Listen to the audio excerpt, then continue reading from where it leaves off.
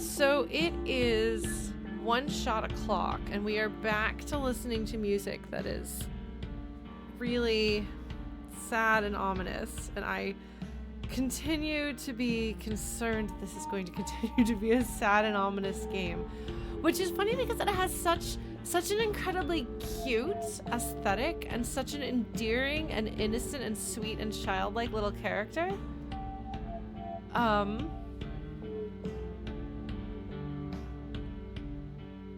And it's not that the game itself is like, there's nothing about it that feels grimdark. It just has this sort of sad and ominous feeling to it. Come to think of it, I kind of wonder, because Stray, I think, was going for a feeling sort of like this. Not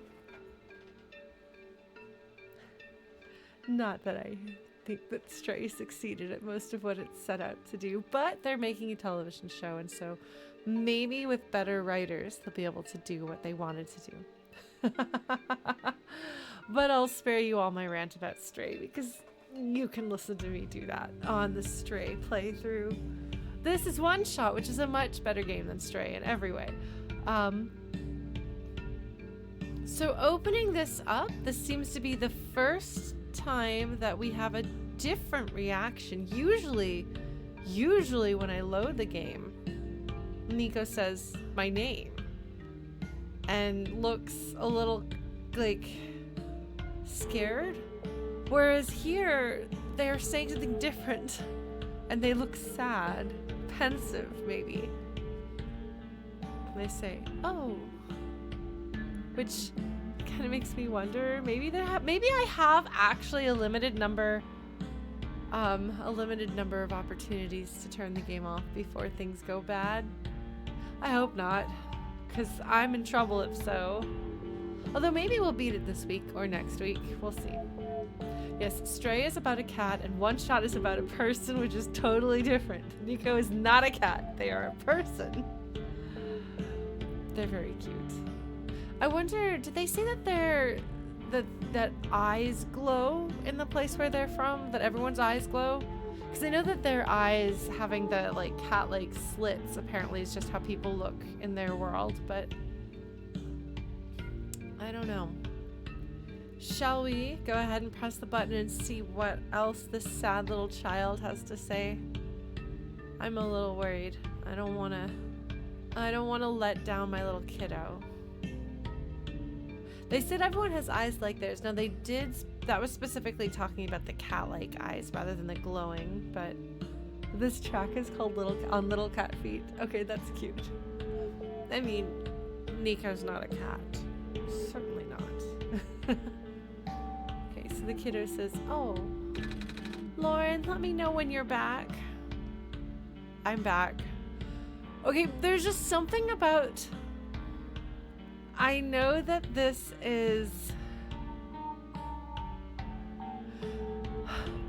I'm sure it's not intended this way, but there's something about the lack of punctuation and the fact that my responses are yeah instead of yes that kind of give my presence in this world a personality of sorts, if that makes sense. Like, yeah, it's cool, I'm back. Sup, what I miss, which is like very like the voice in my head of this is like disaffected youth. But I can say I'm back. I don't know why this keeps happening. Oh, I'm sorry, Niko. They are definitely stressed out. Niko, I'm sorry you're being piloted by a Lauren, because unfortunately being piloted by a Lauren means that this game has to be like 5 times longer than anyone else is playing. Hello, person. Do you suppose that the game's writer anticipated that you as the player would go up and every time you see one of these would go, "Hi, robot"? Because when it says "hi, person," it feels like it's saying "hi, person in response to me always saying hi robot. So, or hello robot. So I assume that there's an expectation that you're gonna do that, because that seems like a very common thing to do. All right, so we have to do the photography. Oh, I have a quick travel. Vendor Street. It could be Blues. All right, this is clearly the room that is supposed to, the room that you need to visit, the significant place on the Vendor Street, because it puts you right in front of this building. Hello, Kyo, and hello, by the way, to everybody. Thank you so much for joining me for yet another episode of Lauren very slowly plays through a very cute little game. And anyone who's joining for the first time, welcome. Buckle up. I'm sorry, I'm slow, but that's what we've got. I have the head scientist's library card, but I need to put a picture of me on it. Well, a picture of Niko. I didn't do anything. There's a slot here. Looks like paper or something might come out from it.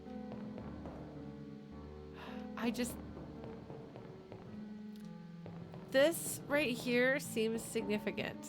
Oh, this is where you're supposed to stand. It's the backdrop. I got it. Oh, well, welcome, Envy to Jam. I'm glad to have you here. It's okay. I honestly, I don't really watch streams much either. But I'm glad that you dropped by. You're not obligated to talk just because I'm talking to you. But if you want to talk, you're welcome to talk. Because I certainly talk. Oh man. By the way, like, I've heard people comment that our Flutie Pie's Discord is like one of the most active Discords they've ever seen. And now that I'm in a few more Discords, I'm beginning to see what they mean. You know? Like, I don't know if that's just because, like, I like to talk a lot, but, like, I started using our Discord the way I used to use the IRC channels that I hung out in. So we just have lots of conversations about lots of things. But apparently folks are chatty. I like the community. Obviously, I'm biased because it's a community that I put together. But I just think it's really funny that my community is really chatty, because it's the community of a very, very chatty person. That's me. Also, I have one more announcement to make before we do this. Next Sunday at, I think, 7:55 Eastern, so Lighten Up My Neighbors Will Hate Me, but it's only once, so it should be okay. I am going to be playing a concert on the Virtua Ongaku channel. But there's going to be musicians before me, so you should totally come and watch and cheer for the rest of the evening's entertainment. I'll be playing flute and singing for you, and I'm trying to throw together a few like special new things, so look forward to that. Oh, really? People don't... Okay, see, we started our Discord in 2016 and chatted a lot. I didn't realize that Discord had become more like Twitter, where it just like people leave a message and then someone else leaves a message and there's not like this like back and forth. Well, too bad. I'm gonna just keep chatting my head off because that's what I do. Sorry, Niko. Niko's like, why are we just standing here? What's going on? So I only have 3 no, wait. I have 4 lenses. A large lens curved inward, a delicately thin lens, a large lens curved outward, and a large thick lens.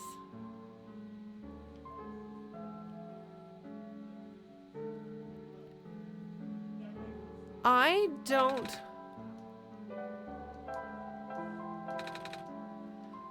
I don't know.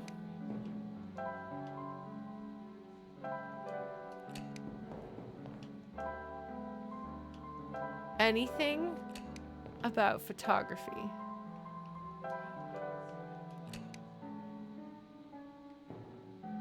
At all. So I'm just arbitrarily assigning these in no particular order. Hopefully that won't ruin everything. I should probably try to figure out.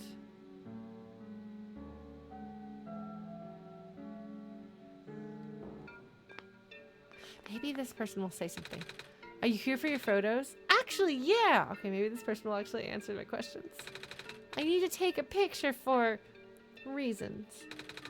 Well, I got good news and bad news. The good news is that the photo center is right behind me. The bad news is that it doesn't work, right? Ha, you're catching on quick. After operations ended in the Barrens, this place got shut down. Huh. I wonder why the Barrens are related to photos in the city. I don't know. All the or the game could just answer that question for you, Lauren, if you just press the button instead of having to think through it yourself. All of the engineers lost their jobs and became street vendors. Oh, so these are engineers. The street vendors here are engineers from... Interesting, from the factory and so on. Okay. Maybe Lauren and I can figure it out from them. That's good. It would certainly help out people with expired IDs. Huh. Like me. Oh. Okay, well, this is just the conversation repeating. This person looked down at their hand. Hello. You used to be one of the camera engineers, right? The camera? Oh, joyous memories. We went through thick and thin together. Thick and thin together. Thick and thin together. And by that, I mean the concave lens did.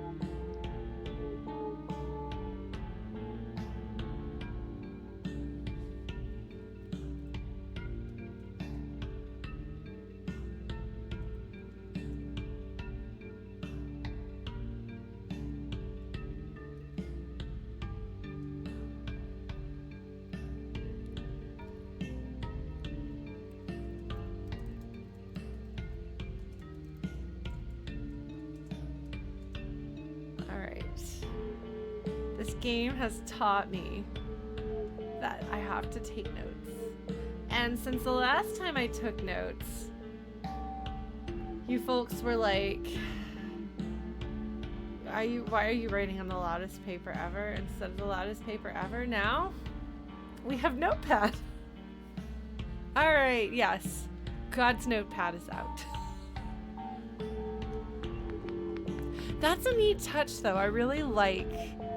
I mean, I'm interested in this story bit that these random vendors, and I'm sorry, but I can't help but think of the city in Deltarune Chapter 2.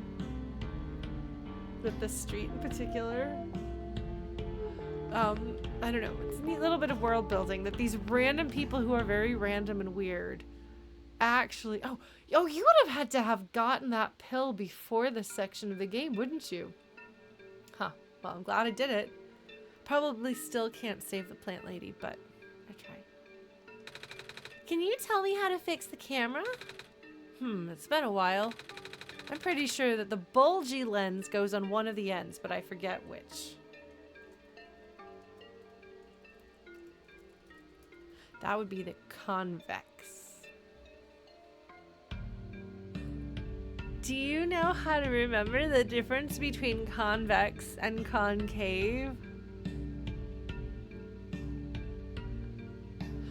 When your memory is not perfect, and sometimes even if you have a good memory, you need mnemonic devices. Yes, exactly.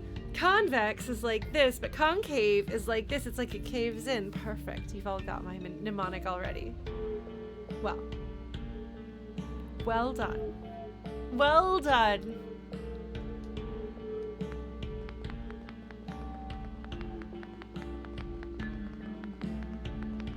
All right. Hello, Toaster Head. Is there anything you remember about how to work the camera? Let me see. When arranging the lens, make sure that the thin lens is positioned between the two curved ones.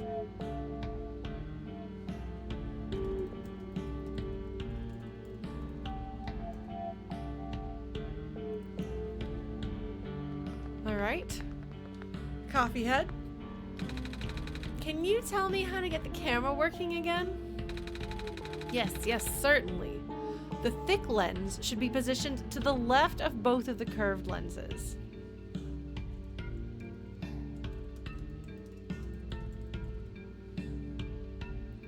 Oh, really, Laranja? Oh no. What I hope I didn't cause trouble.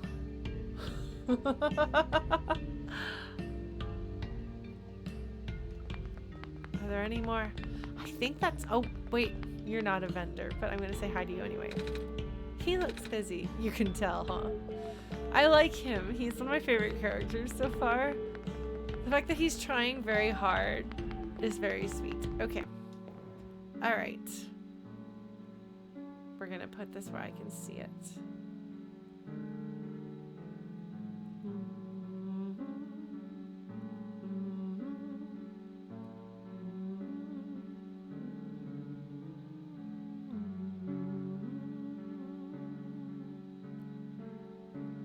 Maybe it's just the time of the year to dream of flute players. Okay. Here we go. No, I think they were engineers with quirky heads, which could explain why some of them have jobs that are relevant to their quirky heads. Because I think we were talking about that last time, like whether having a quirky, because somebody brought up the names, like names that are related to your job. There's a word for that, similar to acronym, but what was that word? Aptonym. Thank you. Look at how close I was. I remembered that. Aptonym. Such a great word, because it actually makes sense. Well, not just like Smith, Cooper, Taylor. Those are last names that actually used to be, like people have those last names because their ancestor worked that job. It's more like somebody who owns a chocolate shop whose last name is Sweet, or like a dentist whose last name is like Fang, you know, or Flora Gardner. That's true.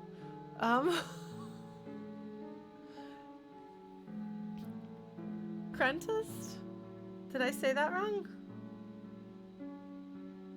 Did I? I thought I said dentist. Although I don't know. It's hard to say. Words are hard. Okay. Thick should be left of both curved. Thin lens goes between the curved ones, and the bulgy lens goes on one end. Okay, so what we're going to do is we're going to swap. Oh, good. Yes, aptonym, meaning like it's an appropriate name.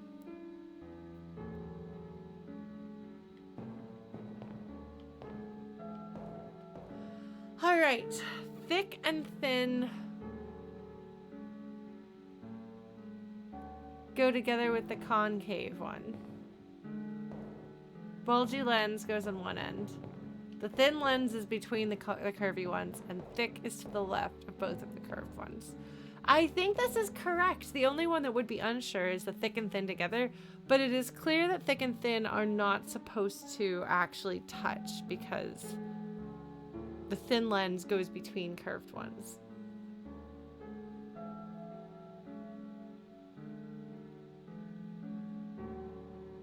And we know that thick and thin are together with the concave. Bulgy is on this end. Thin lens is between the curved ones. Thick is to the left. I'm gonna go with this.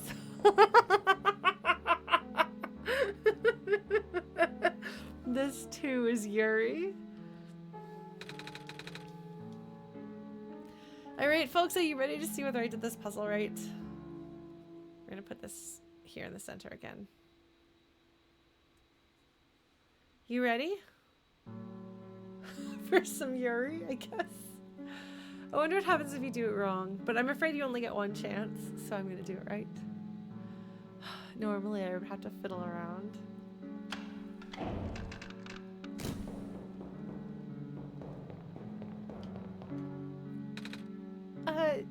Cheese? Ouch! My eyes! Oh, I'm sorry, baby child. Oh, now I can't get those lenses back. Hopefully I didn't need them for something. It's a photo of me! Are my eyes always this big? They're pretty big and adorable. Photo of Niko. Am I gonna have to go back up and use tape? I can't combine those. Not a cat, no. Definitely not a cat. I was telling a friend of mine that she should play this game. She's a big Undertale, well, mostly Undertale fan. And I was telling her about Niko, who's not a cat. Whose name is Niko, but not a cat. Alright, I'm going to assume that I need to use tape on this.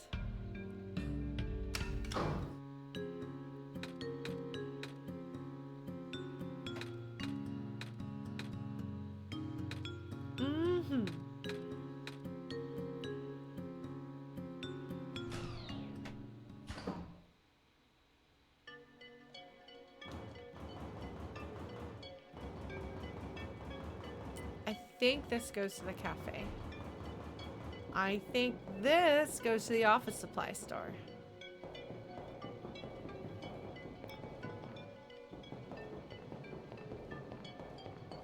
I want to show my photo to people.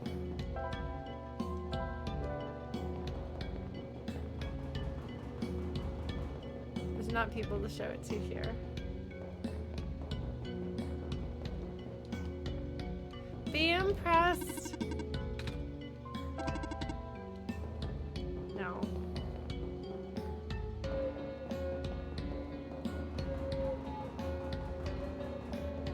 I think I have to tape them together.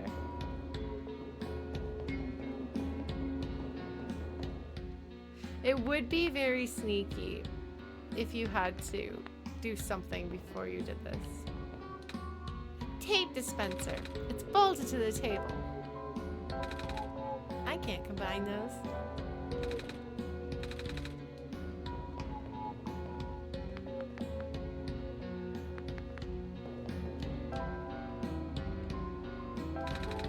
The card is covered in glue and glitter. Library card. Sticky. I'm not taping it, I'm gluing it. The card has my face on it now. Kip's library card. You can see the glitter.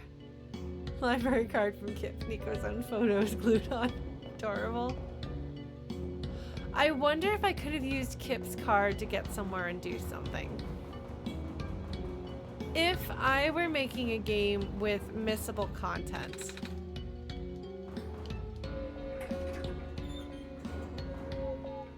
You could have it where you need Kip's library card to do something.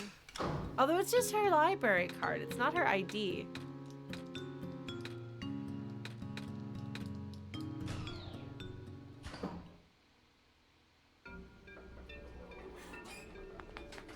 So maybe not.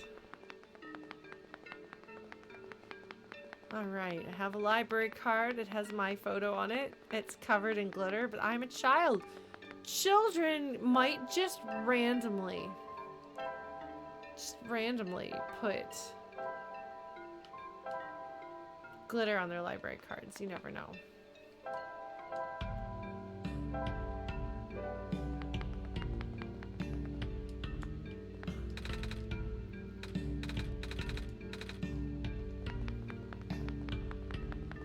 I guess nobody's gonna respond to this.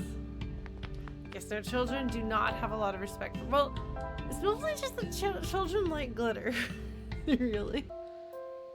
I wanna show Kip what I've done.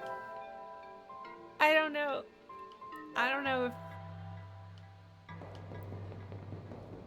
if she'll oh, robot, I'm sorry. If she'll be impressed.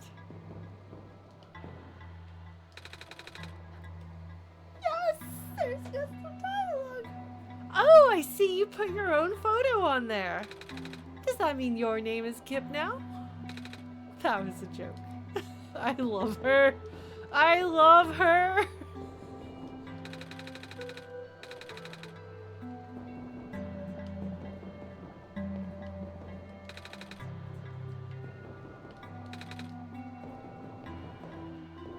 I do wonder too, like, does she comment like, oh, you've put glitter all over it. Well, it sure is shiny now.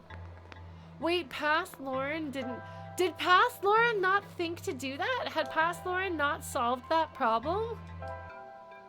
How did past Lauren get stuck on that?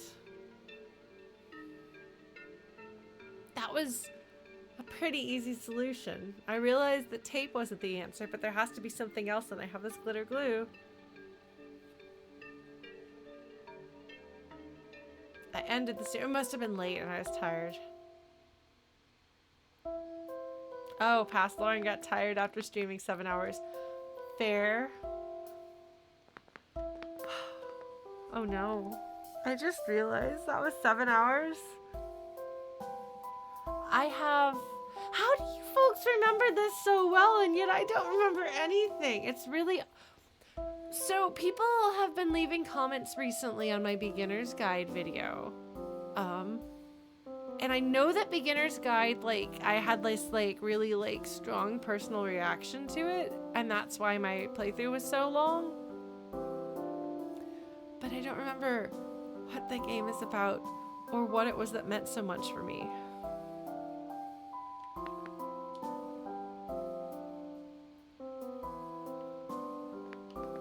I've thought about maybe replaying Beginner's Guide because of that.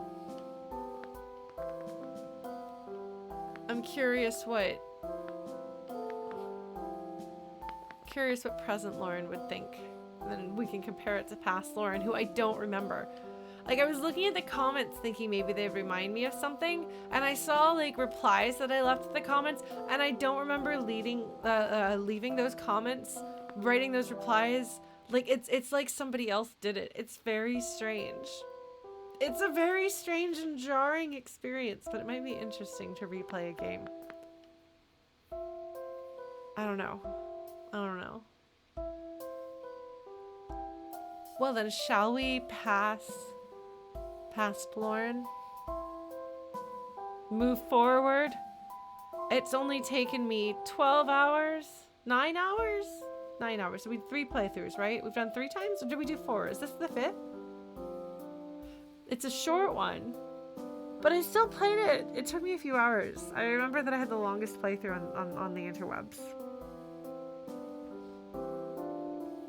Well, anyway, I have taken too long. This is week 4. Okay, so I've only done 9 hours versus past Lauren's 7 hours. That could be worse. That could be worse. I'll take it. Authenticating barcode, executing facial recognition, photo match, successful. You're good to go. Have a nice day, Miss Kip. And Niko's like, maybe I should have changed the name.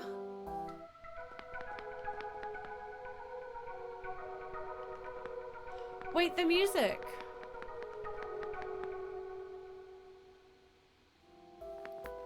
Okay, so that is not a song. That is a something significant happened jingle. If you have an inquiry, please approach from the front. I'm good, thanks.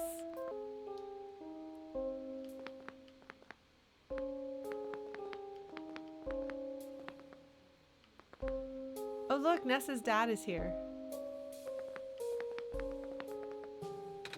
A small tree. A small tree. Yeah, I remember hearing that song. I just thought that it was like a song. I don't think I fully registered that it was a jingle. I don't know. It's full. It's a pile of trash. Looks like a phone. This is the phone that's not getting answered. Looks like an old phone.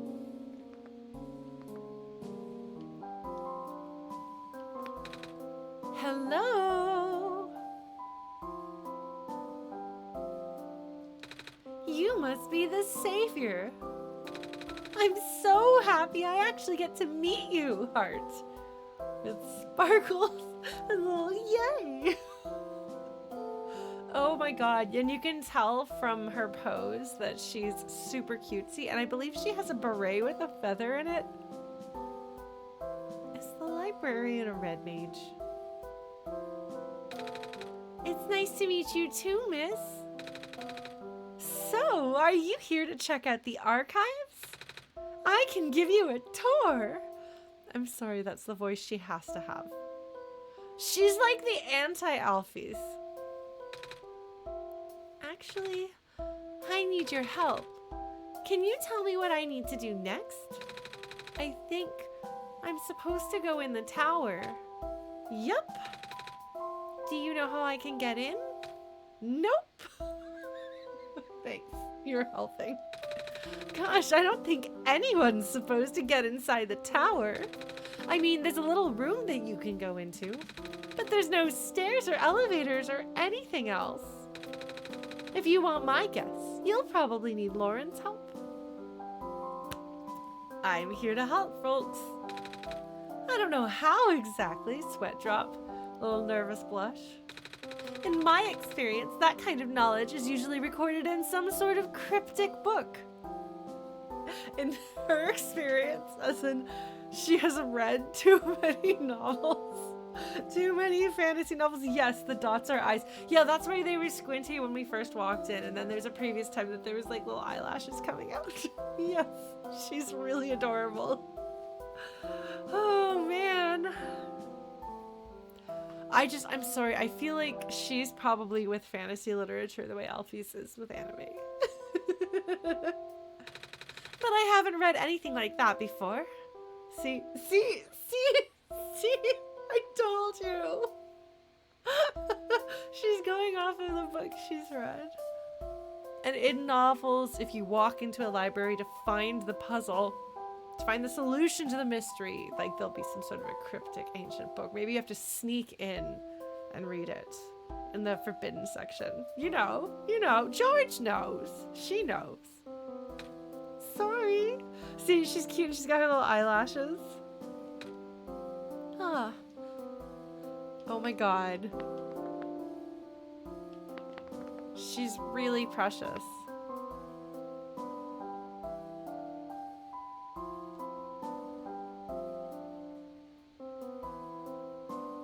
She's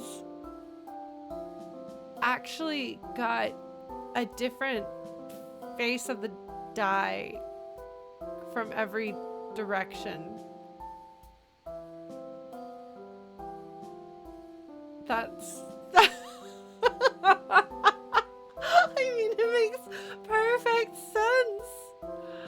Oh, accurately placed tunic. Oh, that is a brilliant detail. Oh my god, good job. I mean, there's a sparkly book that's supposed to draw the eye, but we have to look at everything else. You know how it is. There's a black clover symbol on the cover of this book. Hey, and this other book has a clover on its spine. And the rest of these books, too. Are they all about clovers? Oh, no. A black clover symbol just means it's written by the author. Oh? He doesn't want to tell anyone his name, so he marks all his works with this symbol instead. Not just his books, huh? Just his works in general. He wrote all of these books. Amazing. Look at this. This is just such a... Wow. I'm sorry, Niko's really cute. He sure did.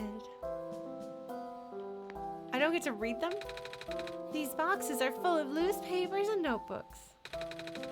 Oh, these are the manuscripts the author sent me. As the head librarian, it's my job to help him with the publication process. But lately he hasn't been sending me anything. This isn't like him. I mean, I guess it does give me some extra time to work through the backlog. To be honest, I'm a little behind. That guy works really fast. I see. The weird part is, I've been publishing book after he stopped sending me things, right? I think her eyes are really big in this picture. But the pile of manuscripts never seems to get any smaller. At all. Golly, you think I'm going bonkers?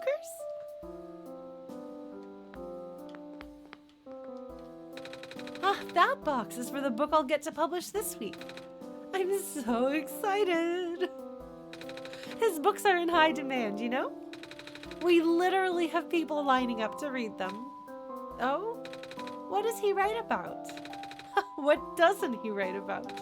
It's really impressive how fast he can crank these scripts out. Like, where does that guy get all that time? That's gonna be significant. Work, work, work, work, work. Okay. The computer screen says something about updated databases. A small bed. I guess she lives here. The librarian just lives in her office in the library. I mean, I guess that checks out based on some of the librarians I know. Also, hello, Splinch, and welcome. Welcome back. I want to go look at that painting. I guess Niko can't fit back there. Well.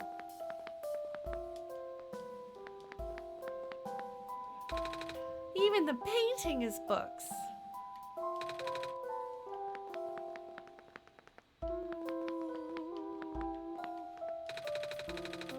I keep a copy of everything that I published for him in the archival room. You can read some of it if you want. Some of them are even illustrated. Kids like pictures, right? Game is going just fine. There's a refrigerator. I just realized this is a refrigerator. There's just a refrigerator hanging out. It's in the middle of the room. Like, it's not like, oh, this is like the living space over here. Cold book storage. Oh, of course, my mistake. Mandated library fridge. Yeah, I don't know about you folks, but that's where we keep our cold books. The fridge is full of bottled water and takeout boxes. I told you, she's like Alphys' like rival, nemesis. They can be nemesis. Looks like a scanner. Do people even use scanners anymore? Looks like a printer. Oh, I guess it does look like a printer.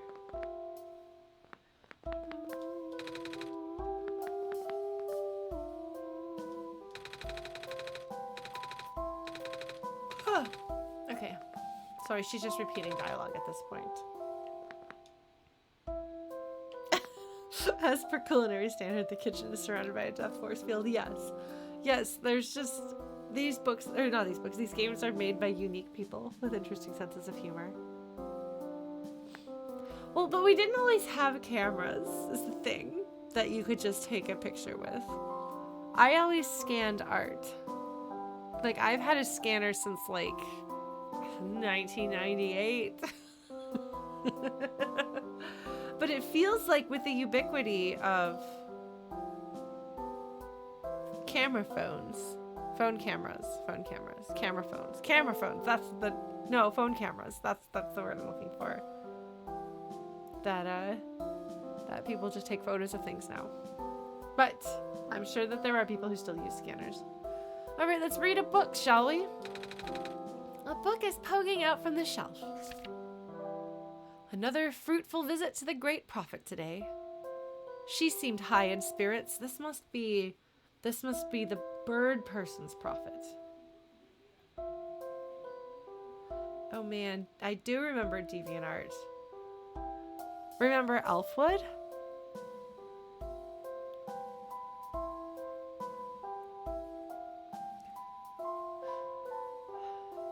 She seemed high in spirits. She told me that she saw another glimpse of the Messiah's arrival, more vivid than ever before. The Messiah will wake up in a dark house. She said the vision included lights from a window and the sound of footsteps on wood floor. Regrettably, she is unsure of the house's location. Rachis?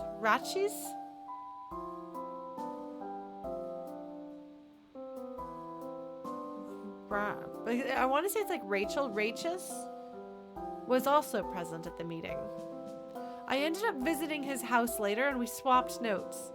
He has been very vigilant on recording the prophet's day-to-day musings, and his writing has been significantly more legible lately. His children were endearing as ever. The older child, Calamus, has expressed an interest in reading. I offered to teach him as I did his father. Rachis?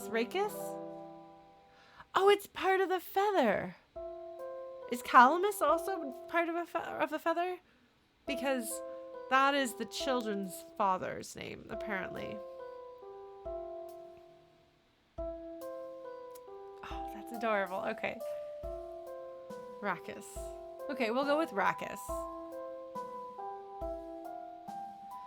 Alright, so their friend who has the flying vehicle is the author,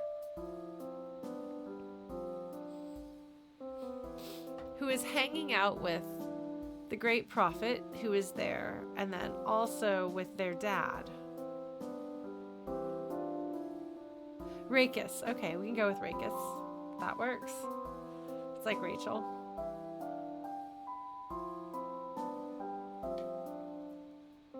Wait, is that... Okay, so that's the entirety of that book. That's just a journal. That's not a book. That's a journal. Ah, this looks like a sketchbook of some sort. 9/10/45/22. Wednesday. Another still life of some objects on my desk. Still not very good, but Silver can recognize the objects at least. Thursday. Various sketches. Practice. Okay. So we recognize the book. There's a glass of presumably water. They're not bad drawings, that's the thing. Like, these are better than a lot of people who don't draw can do. We see a helmet. I don't know if that's his helmet. Then on the next page, there's a... That must be a lantern filled with the shrimpies. And then I recognize the volcano vent thingies. The flowers. Should we see flowers? And then there's a cake with a cherry on top.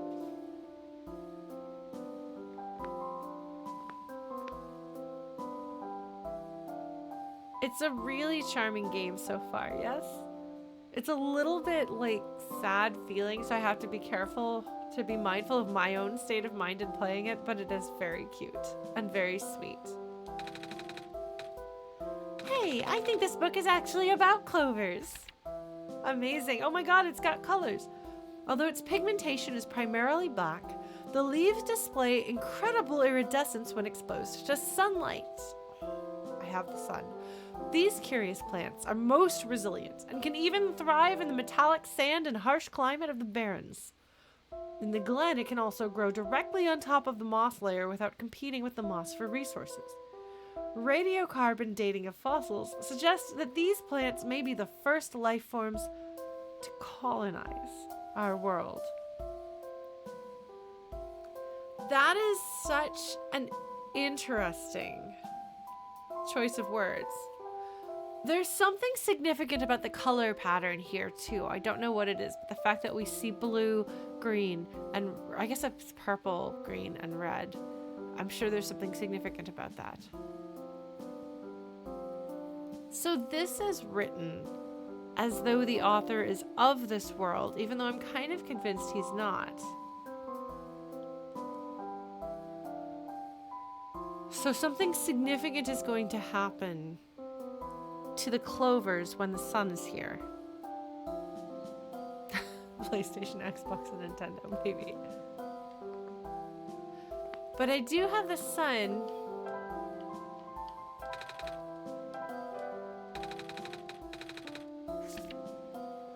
I don't think I noticed anything different happening to the clovers when I had the sun out. Thankfully, Dr. Silverpoint's team was able to replicate our prototype. On the right is an updated sketch of some of the modifications of the external design. More importantly, we used a radically different architecture for the microprocessor due to limited resources this time, but it still should be capable of delivering the late prophet's message. The team suggested that taming was a lost cause. It's interesting that he wanted to tame this robot too. Blue phosphor for the eyes. Rounder look versus redesigned internal audio receptor. Like what was the version that didn't work? So they created a robot that doesn't require, that has its own charging device that doesn't require much, so that the message can be delivered when the Messiah arrives, because the prophet she's passed. Compatible with longer clothing, wireless signal amplifier.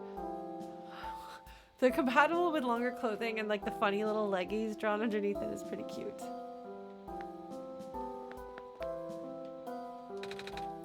A box full of notebooks. Okay. I still need to play Myst. Oh. There's a special save bed in here. It's a stack of blank papers. Again. Box is full of manuscripts. A book on the ground. But she deeply believed in the multiverse theory. Regarding alternate versions, she likened the probability to the rolling of dice. Recently, I found that theory easier and easier to believe, but I could not describe it very well back then. Nevertheless, I still wrote it to the best of my abilities. After all, it felt only right to honor her this way. There are 6. Which one did you encounter?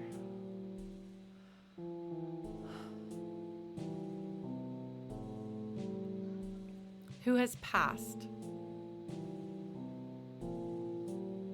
See, I can't help because the dice face has 4 in the front, the same as the librarian here. Like, I can't help but read some significance into this.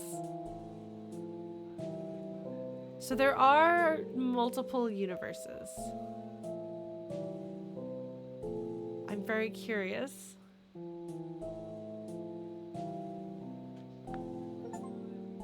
Bookworm, read books in the library. Okay, we got an achievement, folks. Like this one, okay, so we've got something going on with multiple universes. But this world is so small and simple and self-contained that I can't help but feel like there's got to be something outside of it. I don't know. Then again, it does kind of give me the same vibes as Transistor, where you're just like, this doesn't seem to like function in the context. Like it seemed like that was specifically like a digital universe. I don't know. I'm not articulating my ideas very well at all. But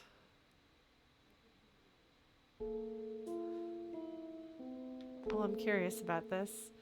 Would you like to have one more dream, shall we, folks? I wonder if this is the end of the game. I feel like this can't be the end of the game. We still have to get to the tower and then do something there. Well, let's try it. I don't think this is a good time for a nap, Lauren. Oh.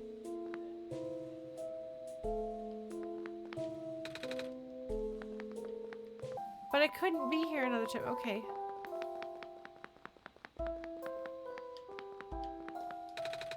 Well, since you're already here, feel free to check out my archives. Or better yet, if you have any questions about books, I can answer them. Books in yellow. It's very exciting. I love books. Books, books, books. I have lots of questions about books. Oh! That's a hint. Oh, I do have this. I think it's written in some sort of words I don't recognize. Oh my gosh! It's a book! I love that she has a hat. That's just the most fun. And not just any book. Golly, where did you find this? Somewhere in the Barrens? Oh, we found it in a safe. Right, Lauren? Is that so? In that case, I know what I have to do now. I need to borrow this journal for a bit, okay? Gotta translate it.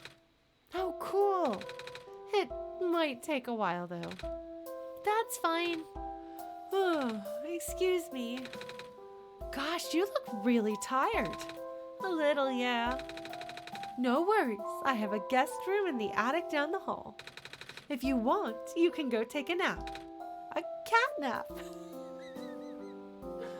Oh, I'm sorry, Niko.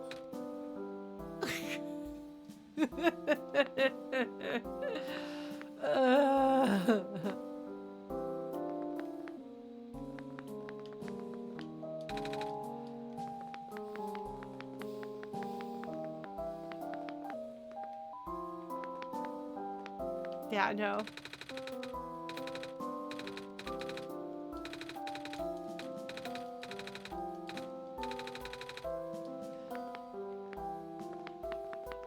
The dialogue,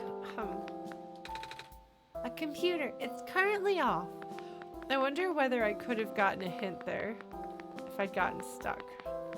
But I didn't get stuck, so I didn't need that hint.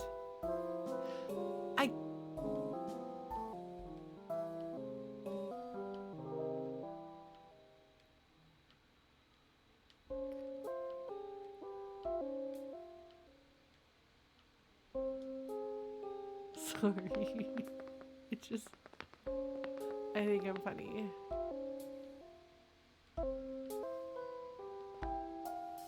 Okay, anyway.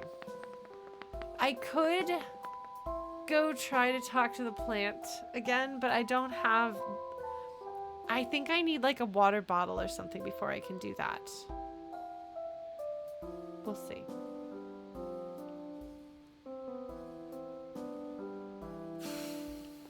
Maybe we go take a nap.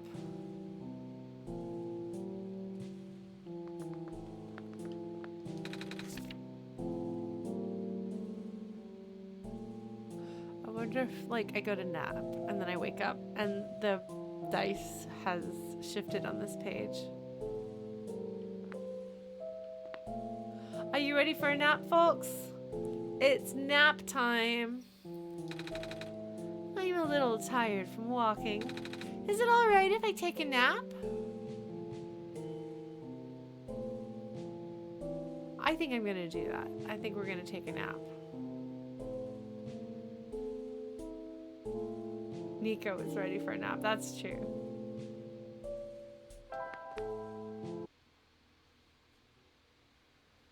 So that does kind of establish, like, oh, I can shut it down here.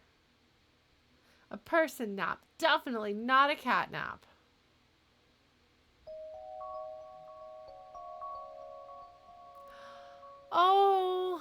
Oh, there's their mom. You can see she's also got a kitty nose and longer hair.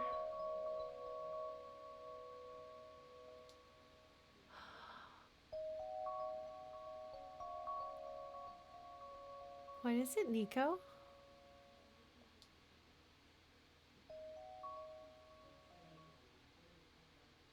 Was that the world that they saw? They look so scared. Oh no!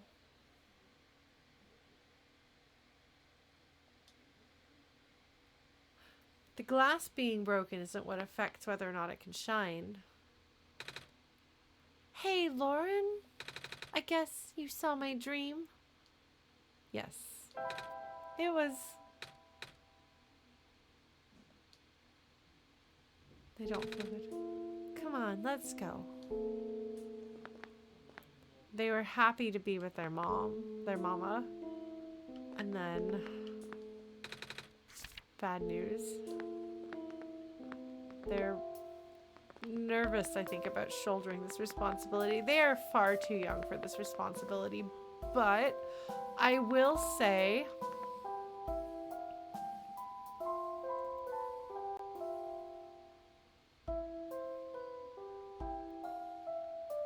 Okay, so this is still the way it is. Okay. just wanted to check that.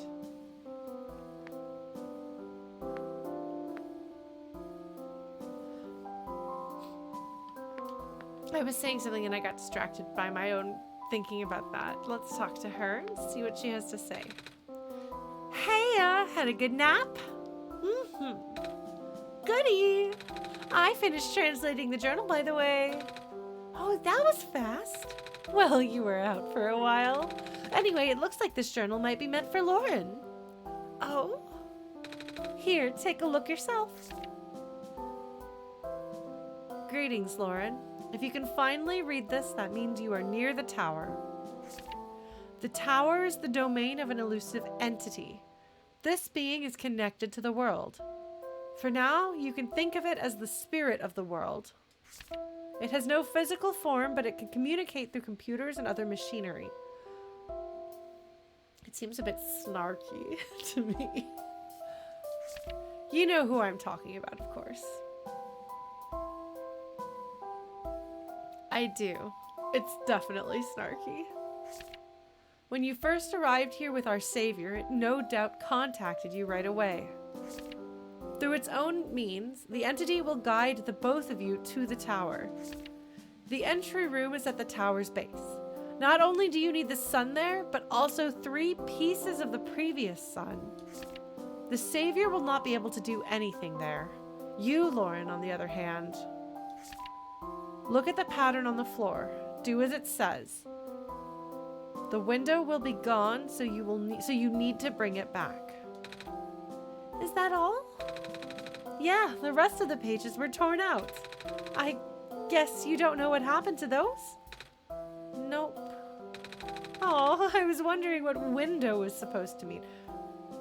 The window will be gone. So in order to bring it back, you'll need to follow the instructions on the floor. Ah, well, I guess Lauren will have to figure out that one. Right. By the way, what does it mean by 3 pieces of the previous sun? I only have this sun. Oh, of course.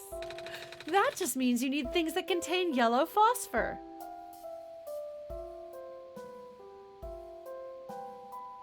But they glow for a long time. Oh, they'll still have the original light. Okay. Ooh, I do have a piece of amber and a feather. They're both glowing yellow. Oh, just 2? Here, you can have this then. Oh, wow.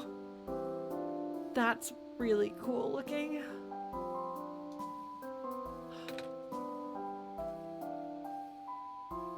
Huh. Oh, it looks like me, right? Now you have a little keepsake from the library. Thank you. No problem. Looks like you're all set. Good luck now.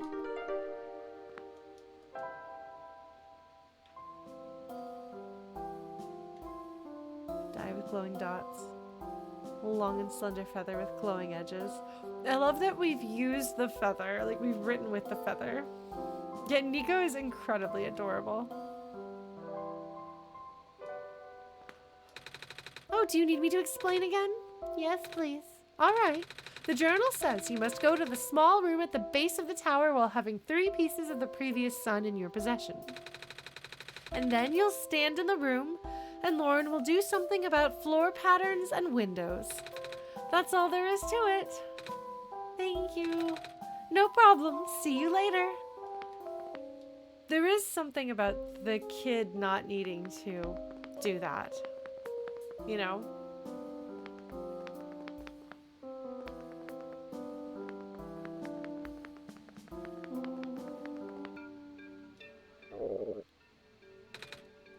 Hey, Lauren? Do you remember where the cafe is? I wondered because the cafe owner did say, "Come here and I'll feed you," and Niko didn't take her up on that, but I do. Yes. Oh, good. I'm asking because, well, I'm a little hungry. Actually, I'm really hungry. I haven't eaten anything since I got here. So, Is it okay if we get some food before we enter the tower? I hope they have pancakes. Their eyes are all... Oh, is the cafe owner a dude? Okay, sorry. I don't remember being given pronouns, and I guess I made an assumption. Look at this cute child's face.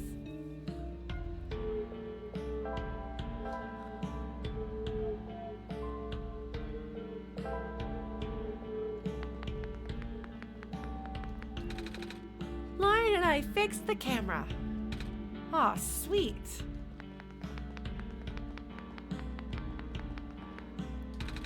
This is gonna help so many people and also make me rich and famous and cool. Good priorities. Hold on, we gotta go talk to our friend Mr. Lamplighter. Eventually. We'll get there. I promise. What? He's not there. Okay, Mr. Lamplighter.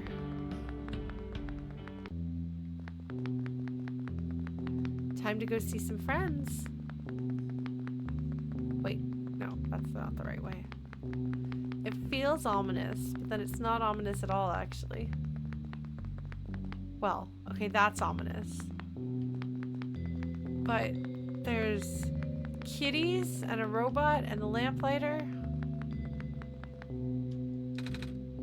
A lantern plant. There's a note attached. It says, "Thank you for working so hard, Mr. Lamplighter." Framed photo of someone.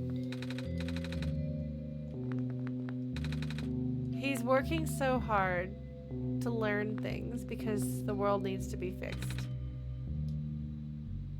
And he wants to help fix it. Empty coffee cups. There's an empty coffee cup on the chair.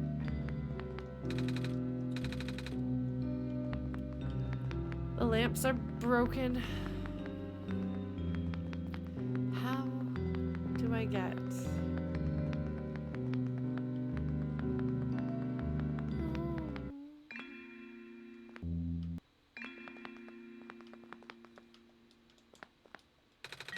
There's no one here. Okay.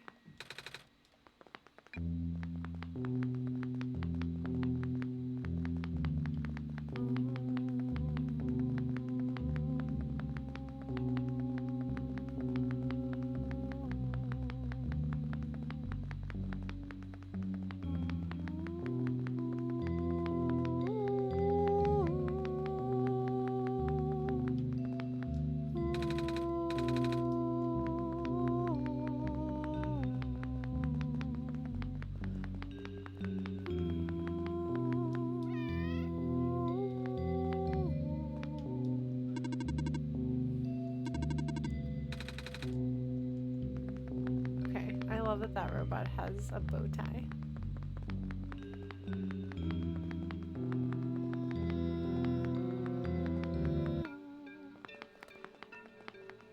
Alright, I just want to find the lamplighter. I'm just slightly concerned that he's missing. Do you know where the lamplighter is? Beep boop, beep boop, beep boop, beep boop. Sigh, you alright? Okay.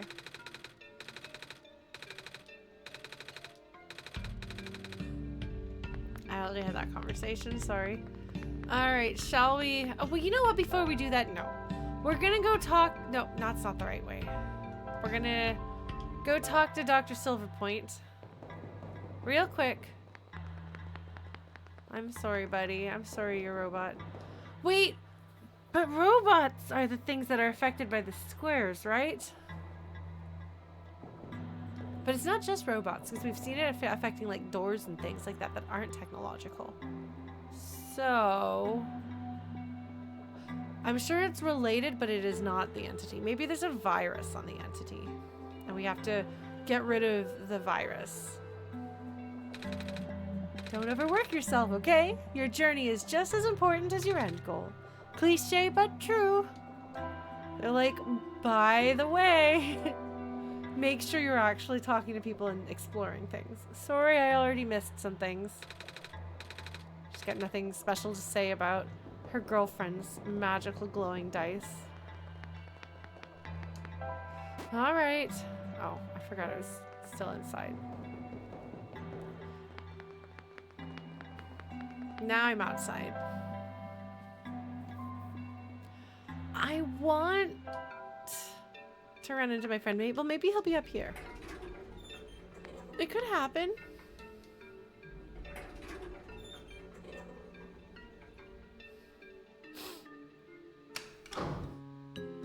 Yeah, but at least with Undertale, when you get the neutral run, you can then go back and do stuff. Oh, I guess you do actually have to replay through the game, don't you? It's only when you're on track for the pacifist ending that you can load up. Okay, anyway. We're gonna go check on our plant. I just need a bottle of water.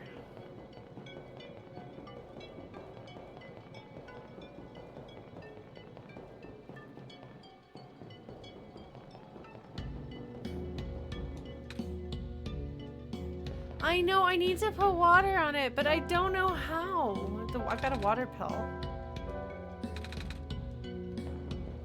I need water. Maybe I'll get a coffee cup or something like that.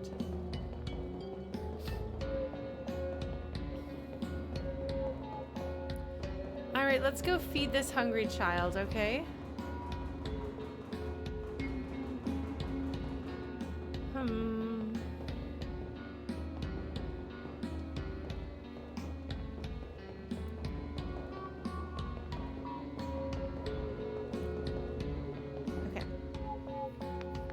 I hope the lamplighter's in here.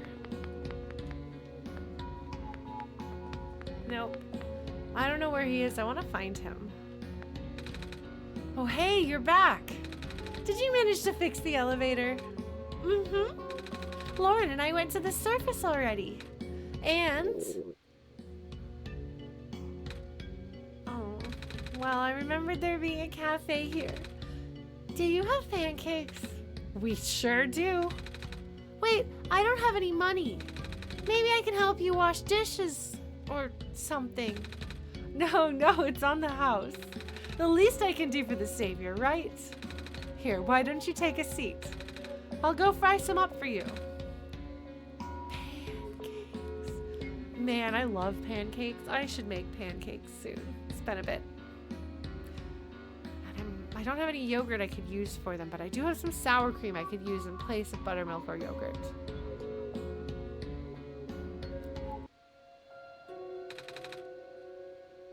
These pancakes are so good. Thank you so much. No problem. You looked really hungry. Yeah, I thought this would be my last chance to eat something before I go in the tower. Ah, gotcha. So, I guess pancakes are your favorite food? Mm-hmm. Well, almost. My favorite food in the world are the special pancakes that my mama makes. She likes to pick hazelnuts and grind them up into the batter. Ooh, that sounds tasty. I like to put Nutella on top of pancakes, which is kind of my closest equivalent. Oh, wow, that sounds amazing. They taste amazing. Gosh, I love Niko's excited, happy face. She always made them when I was feeling sad, or lonely, or...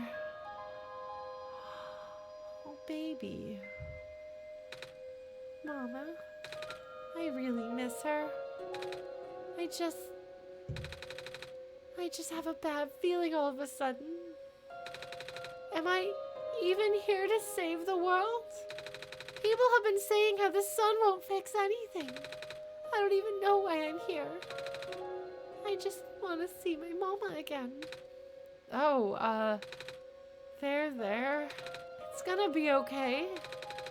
And I'm sure you'll be able to save the world. You're a tough kid. You managed to get this far already, right? Yeah, but... and you'll get to go home afterwards, right? Right. Hey, want some more pancakes? It's okay. Oh, this little kiddo. I'll be fine. I hope that the sun doesn't get broken right here, just like in their dream.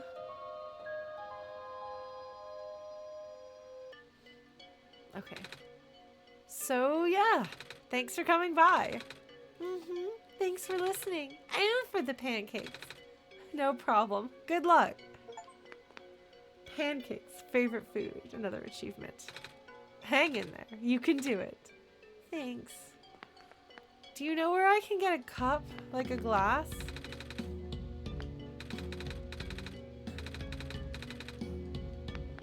I need to be able to find glass.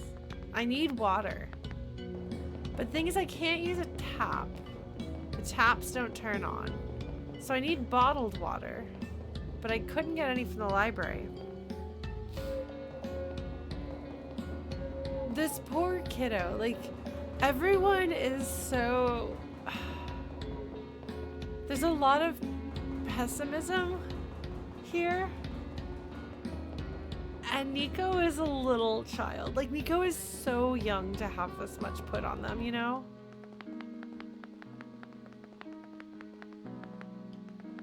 I'm gonna poke my head into various places here, okay? I'm sorry I'm yawning already.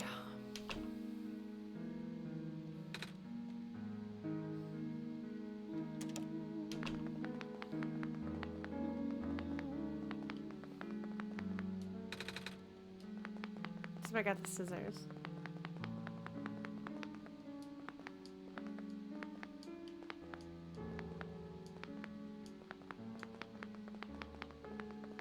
Like, oh, this looks like somebody cut all their hair off.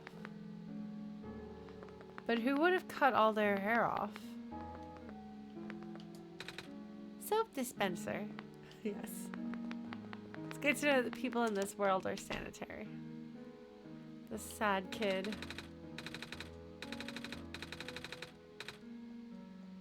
Bad breakup indeed. Yeah, I've definitely cut and dyed my hair and things related to breakups. The bathroom probably wasn't spooky when they cut it. I don't know. We don't know how long ago that happened. Run away from the killer robot. Robot instruction manual. Yes. Tamed is such an interesting word choice.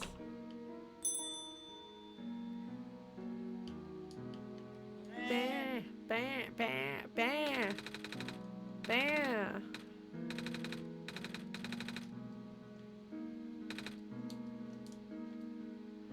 All right. Betsy? Betsy's like, you can't get into the room. I said so. All right, nothing new. I just wanted to check them out. Hello, Roomba. I saw a really great thing. They're like, you've heard of Elf on the Shelf now. Here's a Goomba and a Roomba. It's really great. I was really happy. Hello. Good luck with that seed now. It's incredible. I shared it in the Fleety Pies Discord. I want the watering can. Why can't I get the watering can? It's a watering can and it's half full. Wait. But I've got the pill out. Why can't I put the pill in the watering can and then carry the watering can up with me? I guess probably that guy needs it for plants.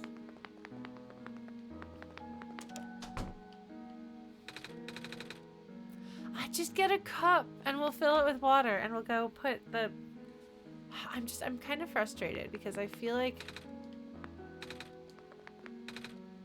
I'm supposed to be able to Oh, this is a communal. This is a communal area where the kitchens are. This is where people cook because their individual apartments don't have kitchens. Got it. I'm sorry I'm yawning. Ah.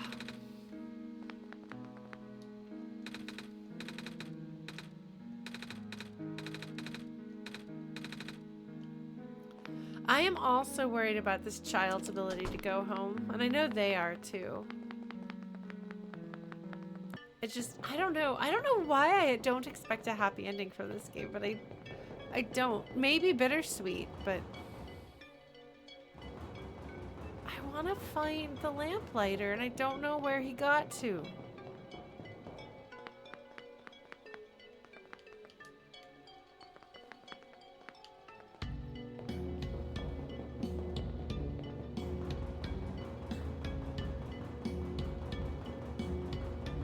I'm gonna go to the one place that I haven't been.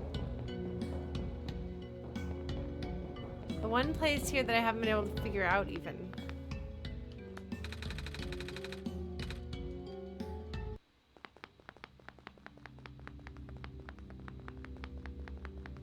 Here we go.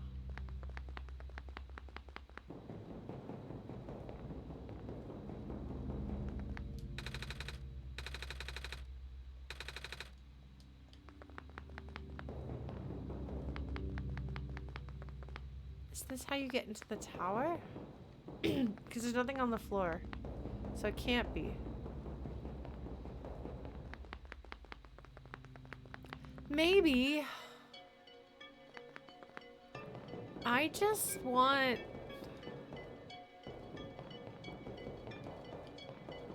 I want to find the lamplighter before I go.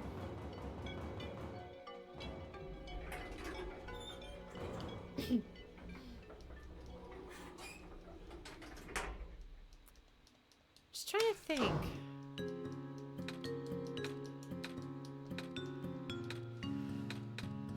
Where did I not go? I mean, I didn't explore all of the factory.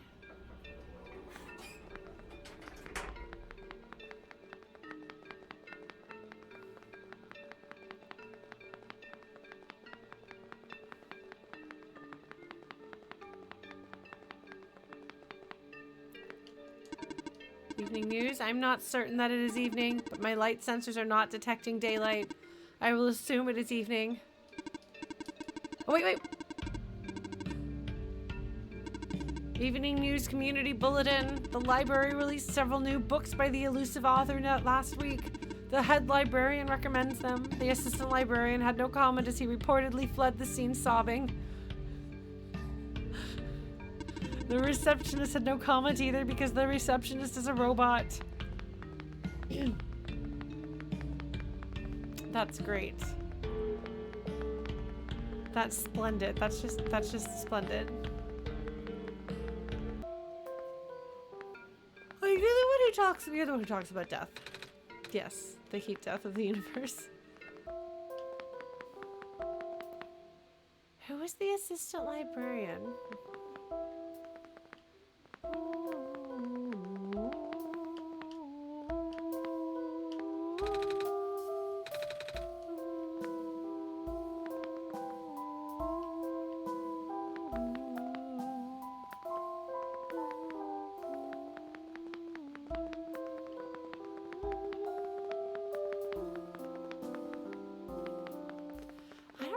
There was an assistant librarian. It's not be any of these kiddos.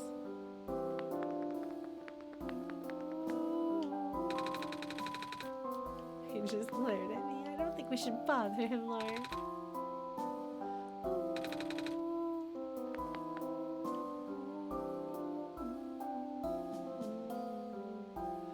Well, it does not appear that the lamplighters anywhere in the vicinity of the library, but I checked.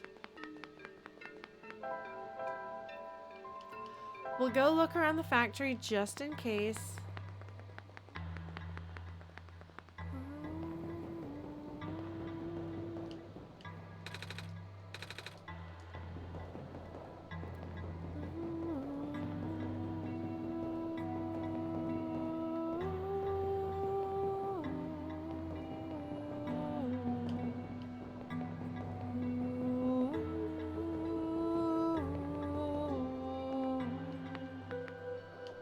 I need to finish this game too. I just need to figure out. There's stuff. Oh, hey, traveling gamer. Well, welcome. Welcome. I'm wandering around a little lost right now, trying to figure out where a friend went in game. Headless robots are dangerous. I hope that doesn't come up. I do appreciate.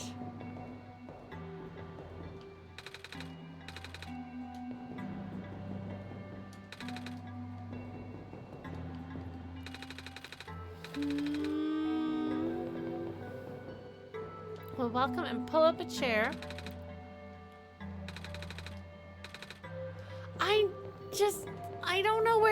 mean, I want to find Mr. Lamplighter. And he's just disappeared. He's just up and disappeared. I don't see him anywhere. And I've tried really hard to find him.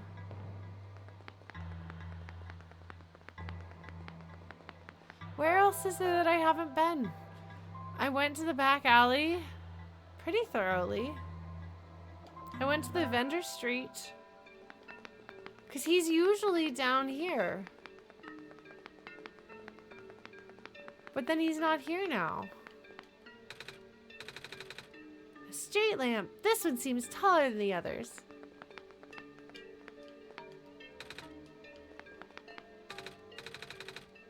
That seems significant.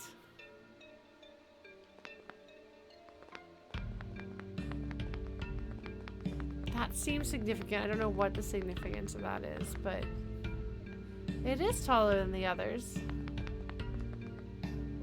I don't have anything that makes me taller.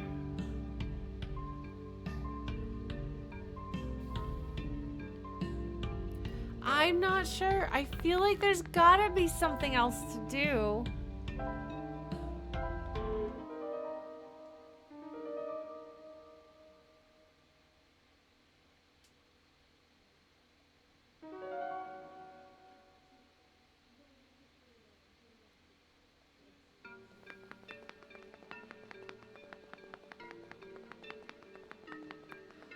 I don't know.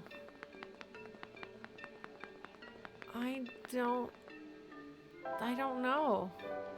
That looks like a door I haven't been to.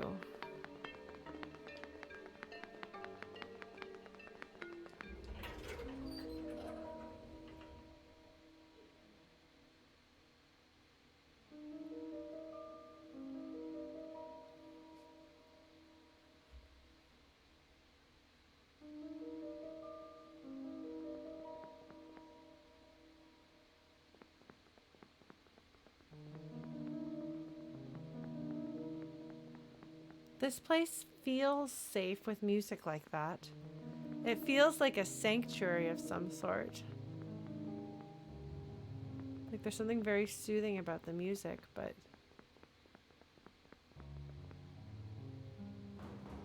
I gotta go the wrong way.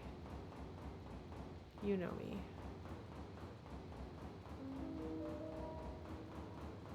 You know me.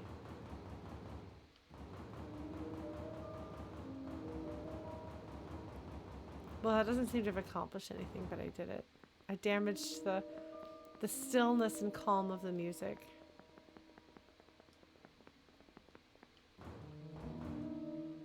That looks like where I'm supposed to go. This looks like an exact mirror. Where does this door go? It looks like I can unlock this door.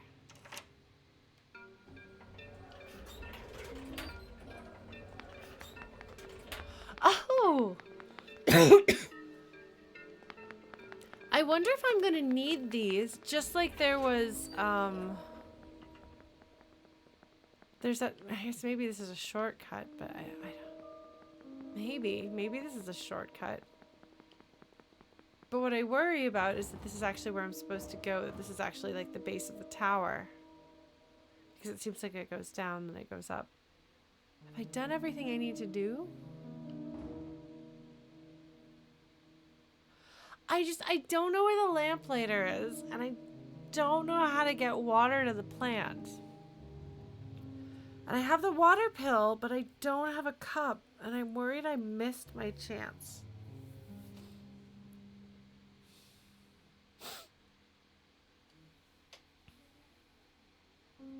I'm thinking.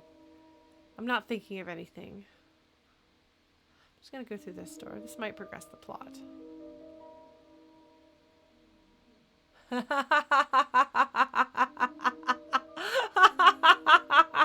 This is in fact the base of the tower. Whew! Do I want to go up and do the tower now, or is there something else I want to do? I want to ask chat so that I don't get super frustrated and flustered and kick myself. Is there something else I can be doing before this? This is Chat Hat. This game. Okay. Conclusively, chat has decided that I do not. In that case, we're going to go forward. So Lauren is going to do what Lauren needs to do. Niko, child, I'm really sorry. You're going to be really scared. I'm going to hit the X button right here. This is what it says to do. It says to do what's on the floor. And the window will go away. I wonder if Niko will be teleported when I do this. I hope you're going to be all right, child. I'm a little concerned because, like, what happens? Everything goes dark when I close the window. But that's what we're supposed to do. That's what the diary says to do, the journal. So let's do it.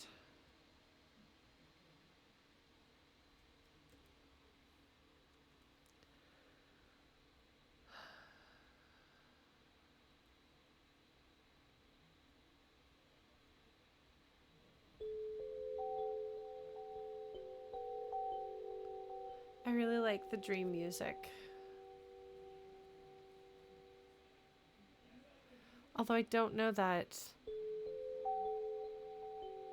Niko is dreaming. I think right now Niko might be waiting for me, but there's no light. There's no lamp or light bulb. Oh, Niko, child. Oh, you went from being hand-drawn to being game graphics.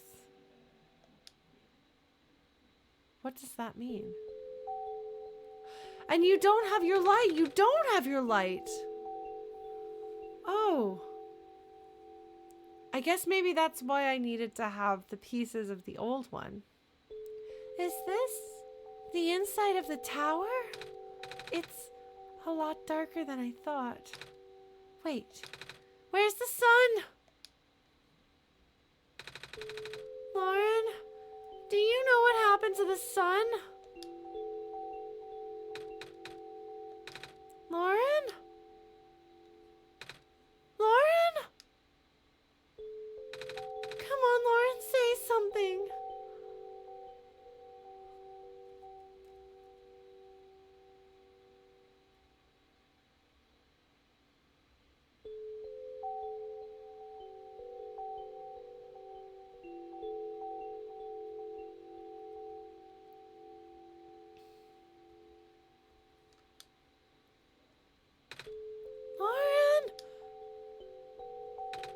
What's going on? I lost my stuff.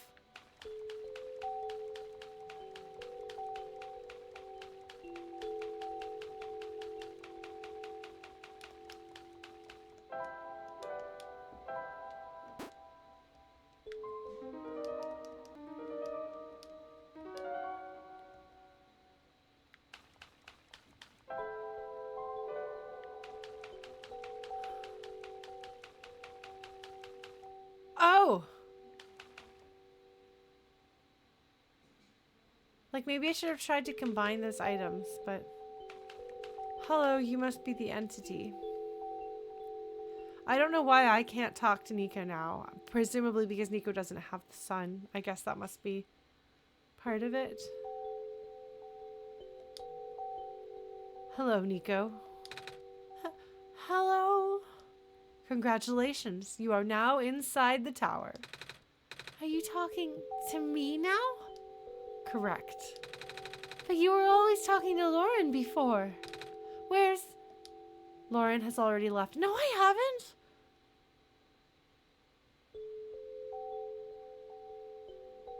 You just took away my ability to communicate. Unless the deity has its own personality. So there's two things that could be happening. I'll figure out pretty quickly, I'm sure, which it is. So it's possible that the deity has its own its own personality and its own story and its own entity and its own decisions, and it has decided to leave. Or it's possible that the entity has taken away my ability to communicate with Niko and is lying to Niko to scare them. I had to resort to contacting you directly. Wait, so Lauren is gone just like that? Correct. For good? Correct. Lauren has already finished their mission. And so have you, Niko. Here, you can rest now. Everything that's happened here is like a bad dream. When you wake up, you will be home. Oh! But what's wrong? I thought there'd be more to it, you know? I thought we were supposed to go to the top of the tower. I thought there was supposed to be somewhere we need to put the sun in. And now I don't even have the sun anymore. And Lauren is just gone. This feels wrong. But you did good. You saved the world, Niko. Are you not happy? I guess I am. But it's just...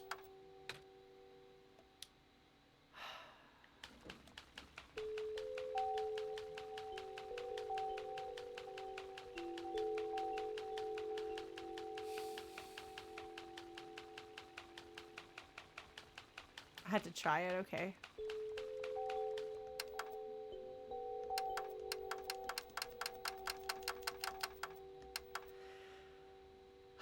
I'm sorry, Niko. I'm so sorry, kiddo.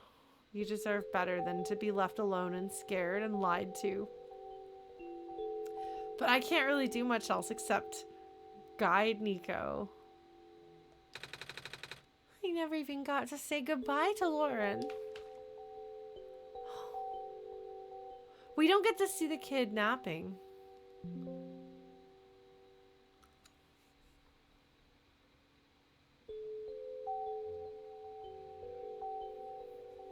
And a message.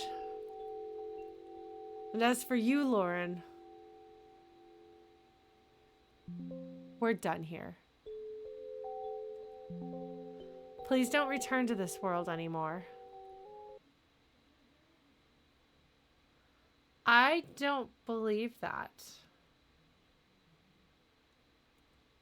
And I'm concerned about Niko. It says, this is not over. Regardless of what the entity told you, there is more to the story.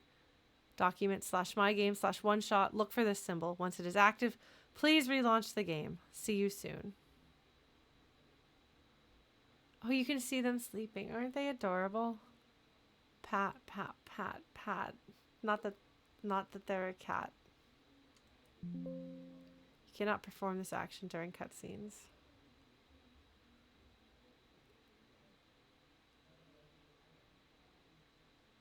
Documents/mygame/OneShot.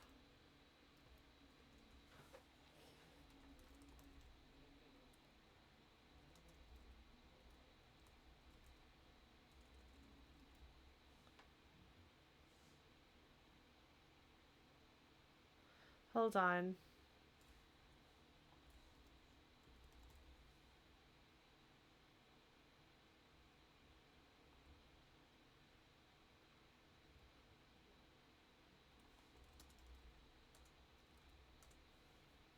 Aha, I found it.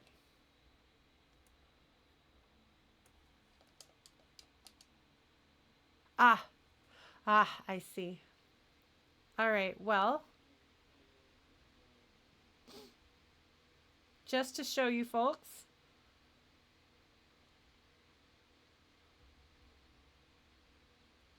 this right here.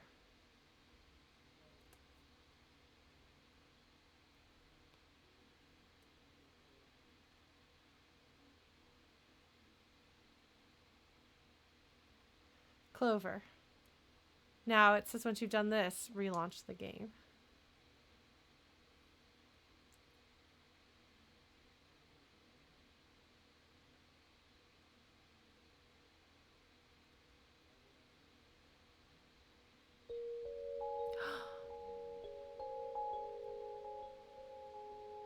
So that's the author's handwritten note. think that's the implication there. So here's Niko in the fields of wheat beside their house again. Beside their home. Oh, I can call to them in the dream. Niko.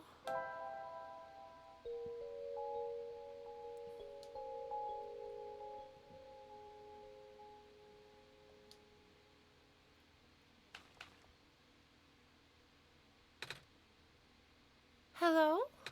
Lauren? Was that you just now? I thought I heard your voice in my dream. I guess you're still not there. Wait, there's something in my pocket. I don't remember putting it there.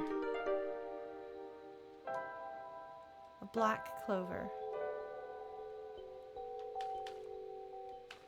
Did you see that?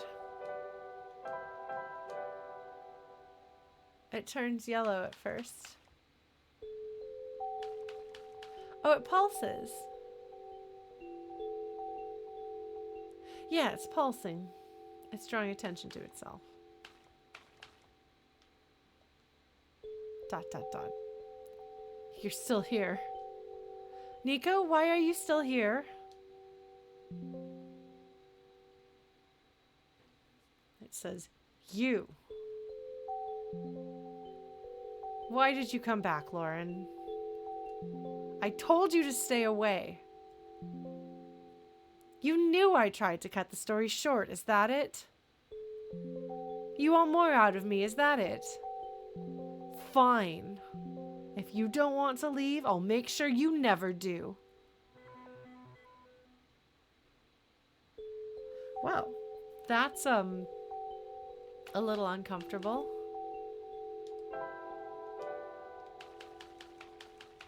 Okay. I got to. You know I've got to. I'm like contractually obligated to. Yeah, the entity's clearly in a bad mood.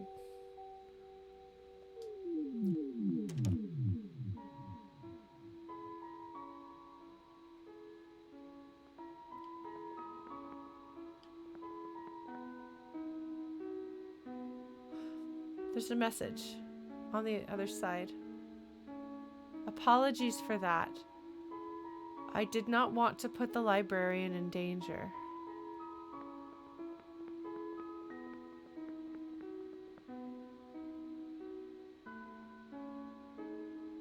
This being has a habit of silencing the people who learn of its true nature.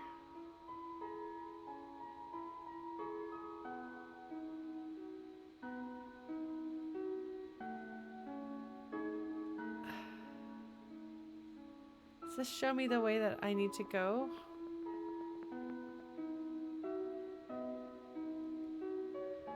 Regrettably, I have seen it happen to dear friends.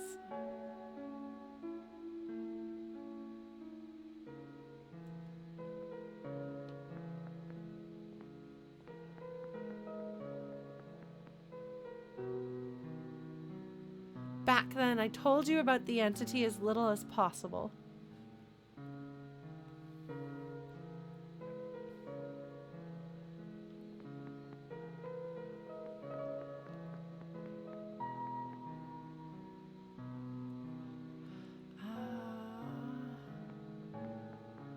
This is a map, or not a map, this is a way of letting me know what to do.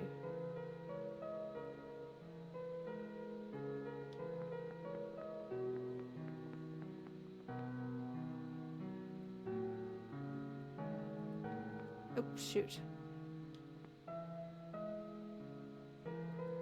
Sorry, there's a puzzle here and I'm solving it, but badly.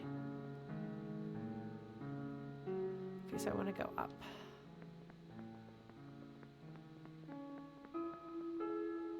This is really clever and interesting. And then I want to go up again.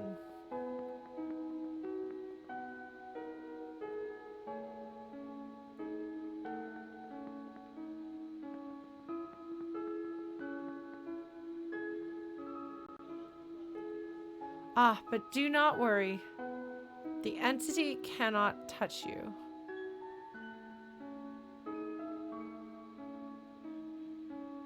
Looks like I want to go back the way I came. Nor can it do anything to me, but can it do something to Niko? Because that's not okay. There we go. I already left the world on my own terms.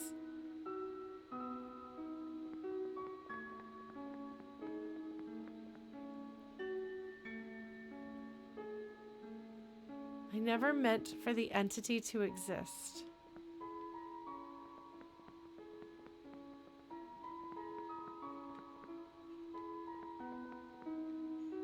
So you created an entity that is the spirit of the world. All right, author, did you construct this world and then it got out of hand? Did you build an artificial world and colonize it with your ideas and your thoughts about what people could be? And then it got a mind of its own? Did it resent you, for example, turning the power of your computer off?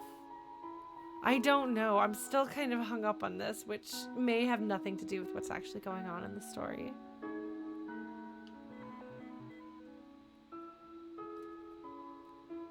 But now that it is fully sentient, one thing became clear.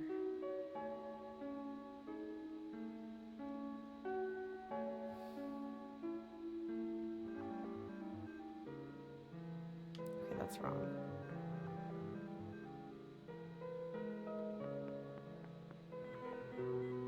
The effects and the really like old school sound effects are really cool. The entity seeks death. Death to itself, death to the world, a relentless desire that manifested physically.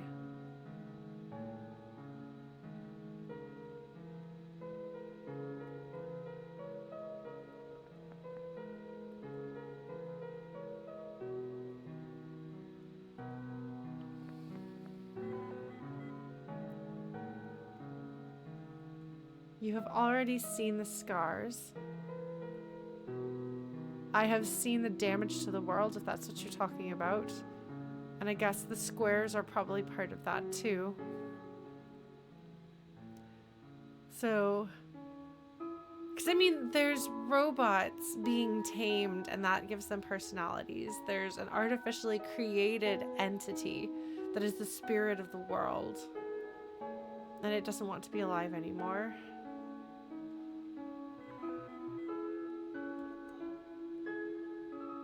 Right now, the entity is doing everything it can to impede your progress, stalling for even a few minutes. Ah.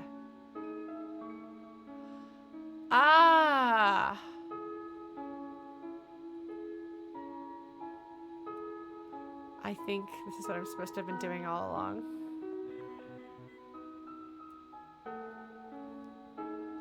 Before you inevitably bring the sun to the tower's summit. This is really cool and really clever. But it doesn't want me to bring the sun to the tower summit because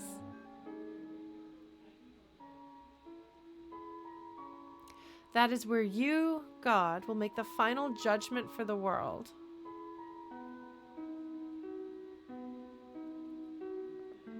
Final judgment?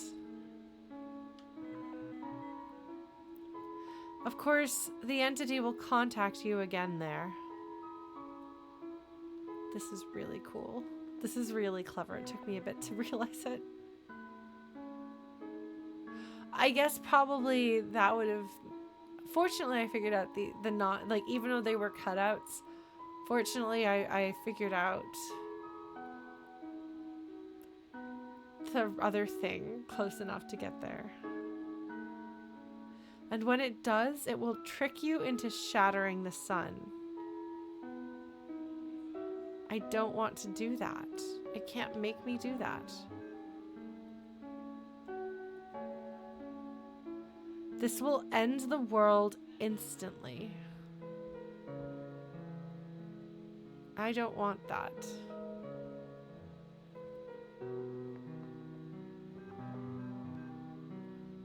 Dot, dot, dot. So I'm just enjoying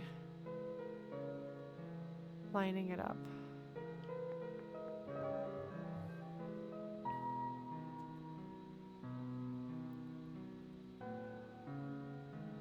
Hold on, sorry. It says ...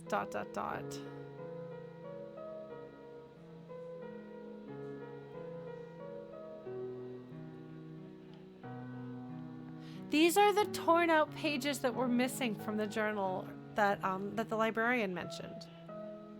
So they were torn out because she was like, yeah, I don't suppose you know where they are. This is it. Somehow they were sent through space-time to my computer. No, it is not that simple.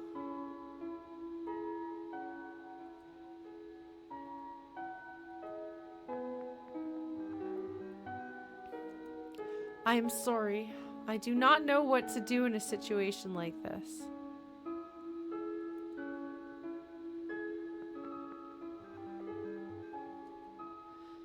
But I think I have to tell you the truth.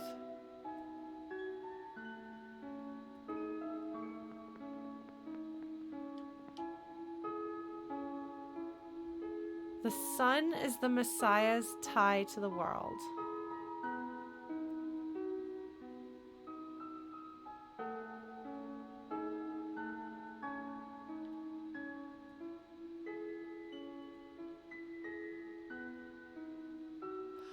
Oh, I see. Okay.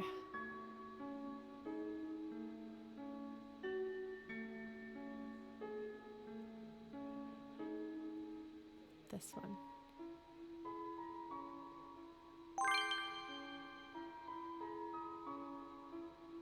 New puzzles. As long as the sun is intact, the Messiah remains trapped here. So do you have to choose between either destroying the world and saving Niko? Like you basically you destroy the world to save Niko, or else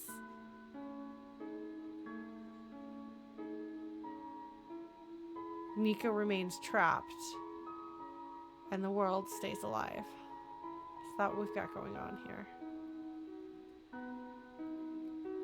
That does sound rather like it's the choice I'm going to be offered.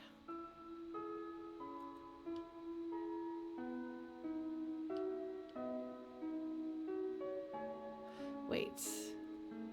No, I did that wrong, right? Wait, no, this is right. Poor Niko. And the fact that they're a child. So this is...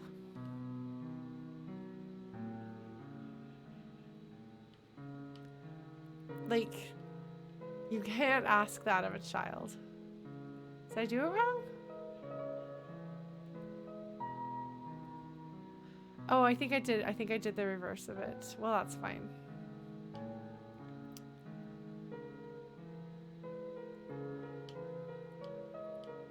It's fine. Fortunately, it's pretty easy to reverse it. Okay, well, I did that wrong. It's fine. It's all good. I'm good at this.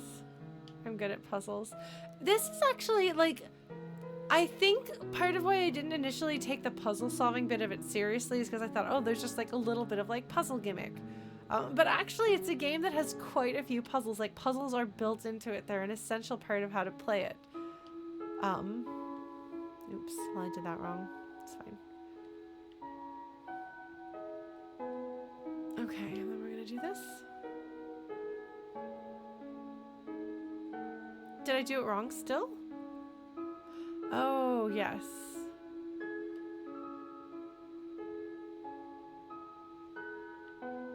Oops. This will be it, I think. No?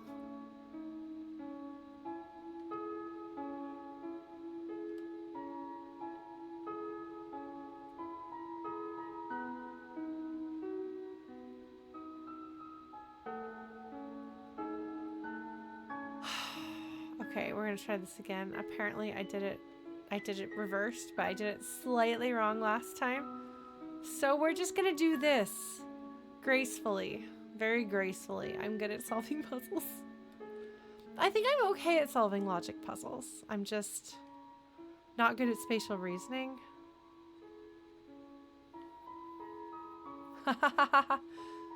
Poor Niko. Like, the game goes out of its way to make it so that you sympathize with Niko, and you know that, like, Niko takes the responsibility very, very seriously to take care of the world. But they're also a child. Shattering the sun may terminate this world, but...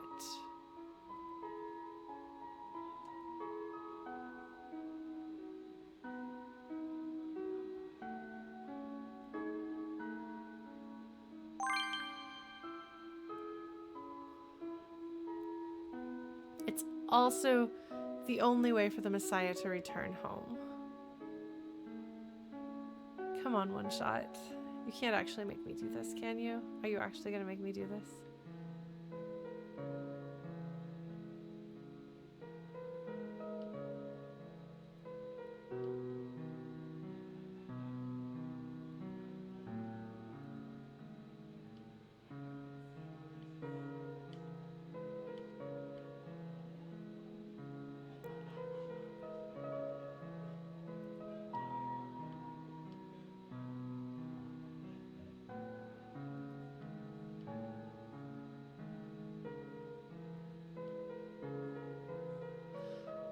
And like, it seems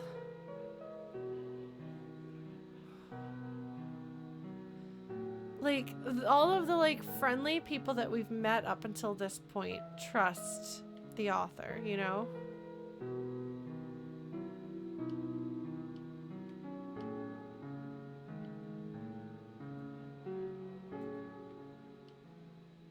Because there's always, of course, the chance that the author is not telling the truth.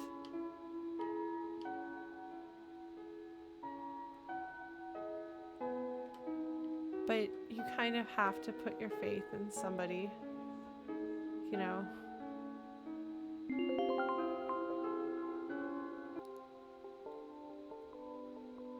I did not realize things could end up like this. Please forgive me.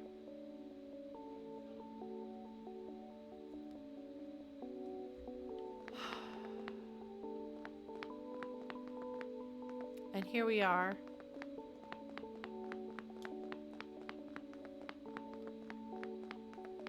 The top of the tower. There is the light bulb. We destroy it and you'll go home. But can you live with yourself, child, if you doom an entire world for your own safety? I can make that decision for you, but can I make you okay with that decision being made for you? It's the light bulb. Thank goodness it's safe. I guess Lauren isn't coming back. Niko, I'm here. Lauren? Oh, child. Yes? Is that really you? I thought you were gone.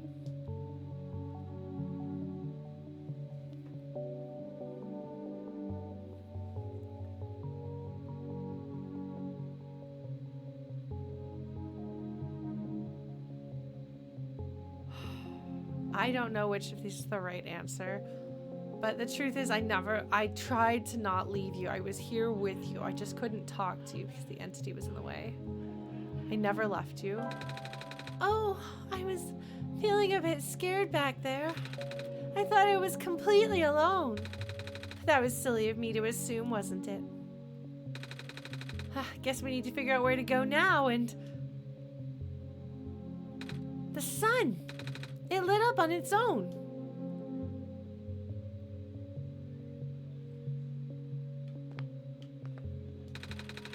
Guess I should pick it up, right, Lauren?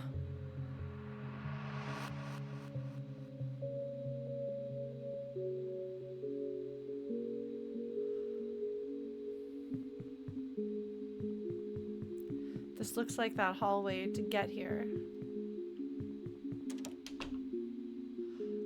the basement where Niko found it in the first place, isn't it? You cannot run downstairs, by the way. Okay, I just had to check.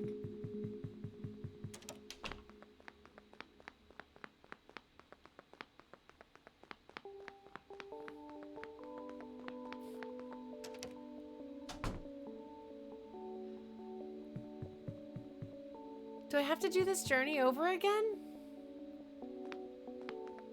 But now what? It's a sink. There's nothing in the fridge. The wood is neatly stacked in the fireplace.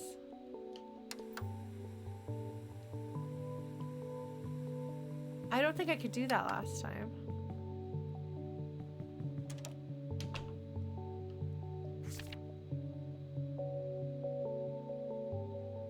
Ad finitum.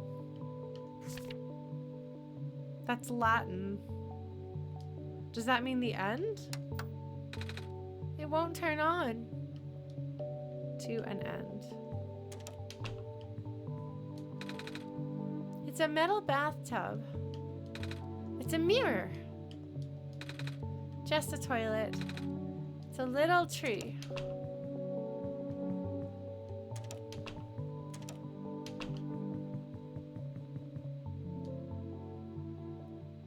Yeah, I'm not gonna go back to bed. Maybe that's wrong. Maybe I should have tried going to bed, but I didn't.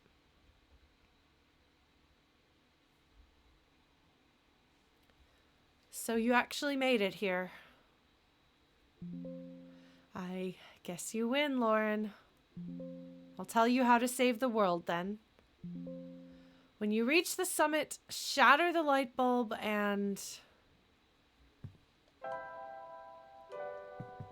I don't think that's what we're gonna do.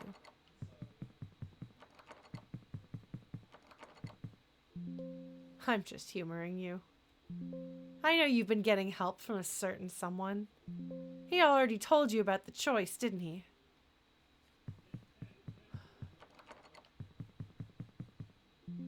Are you still planning to save the world, Lauren? Why are you trying so hard for this? Haven't you even figured out what this world is? The inside of a computer? A story being told? I told you at the beginning, your mission is to help Niko leave. Because Niko isn't part of this world. Niko is the only thing worth saving here. The final choice is up to you. I can't go against my programming.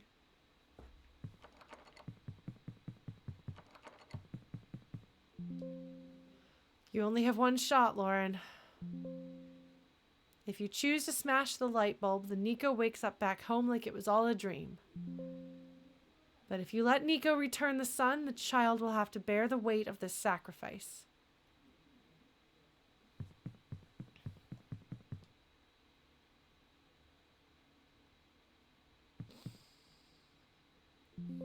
At least tell Niko the truth. You do care about Niko, don't you?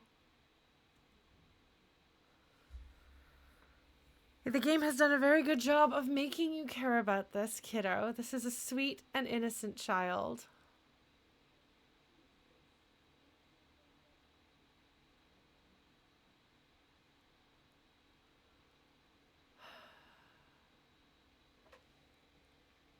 I'm thinking maybe I'm not the player for this game, though.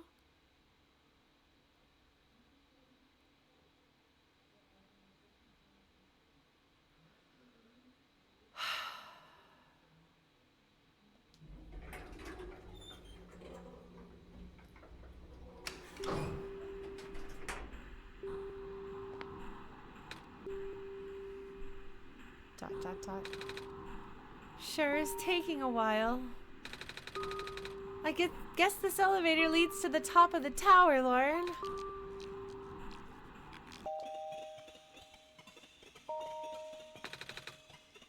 Are you excited, Lauren?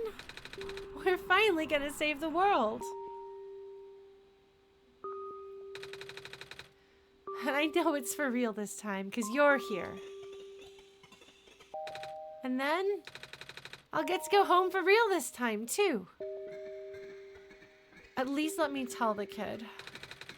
I can't wait to see everyone again. Are you okay, Lauren? You seem a little quiet.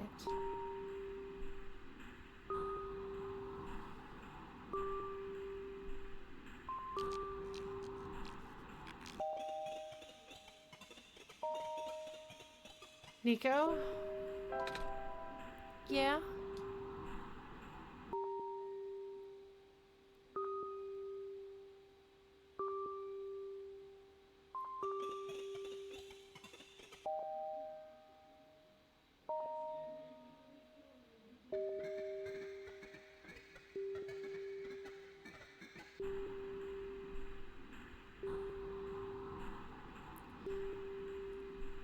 Being an adult is supposed to mean that you protect kids.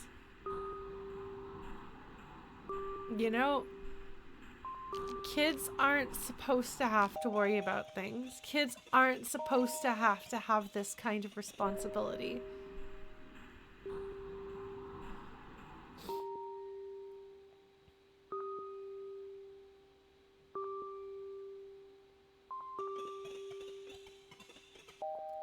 It's bad enough that I have to make this decision, but putting the weight of it on their shoulders is really cruel. But also keeping it from them is crueler.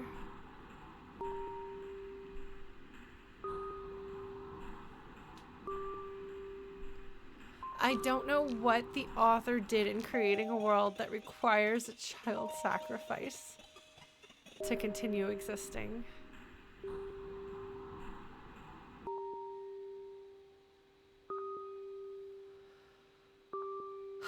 But they deserve to know. They're not going to like it, but they deserve to know.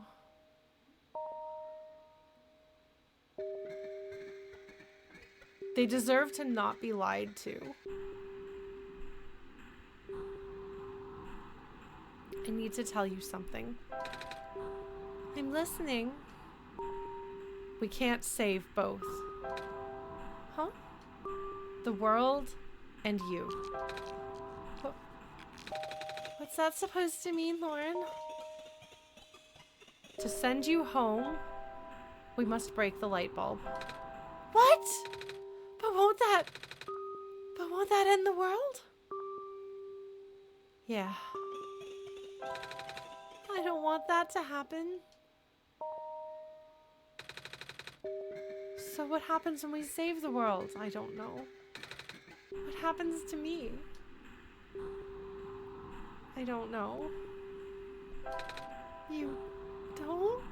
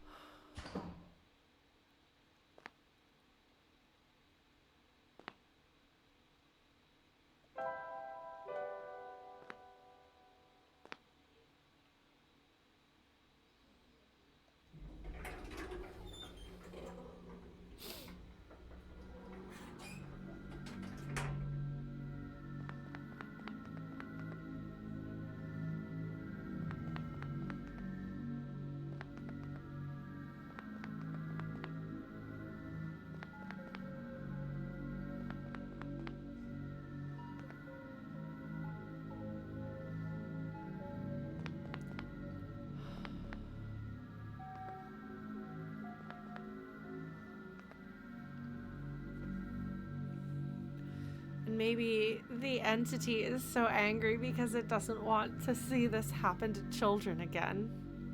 Maybe the entity is in some way the last child who had to do this, and this is a cycle that's just going to have to keep repeating. Again and again and again.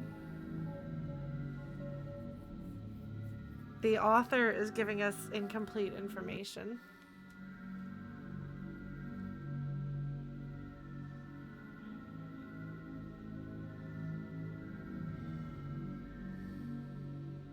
Like, this kiddo has come to trust us.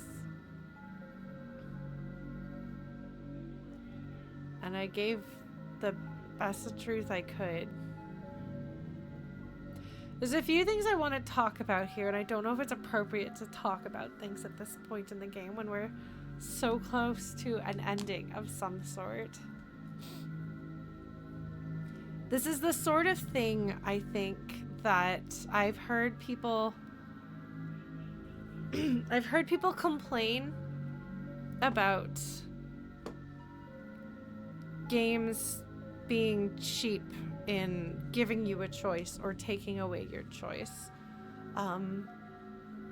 The two games that are most frequently, or at least at one time were most frequently discussed in terms of making you feel bad about the choices that you make and take the consequences into consideration, were at one point Spec Ops: The Line and Undertale.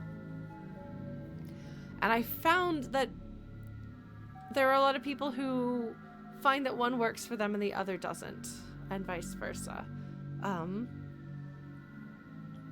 I've heard people complain that Undertale feels like it gives them a choice and then punishes them for making that choice. I've heard people say that Spec Ops doesn't even give you a choice. It just pretends to be a choice so that you feel culpable when actually you're just on rails and the game is manipulating you into it.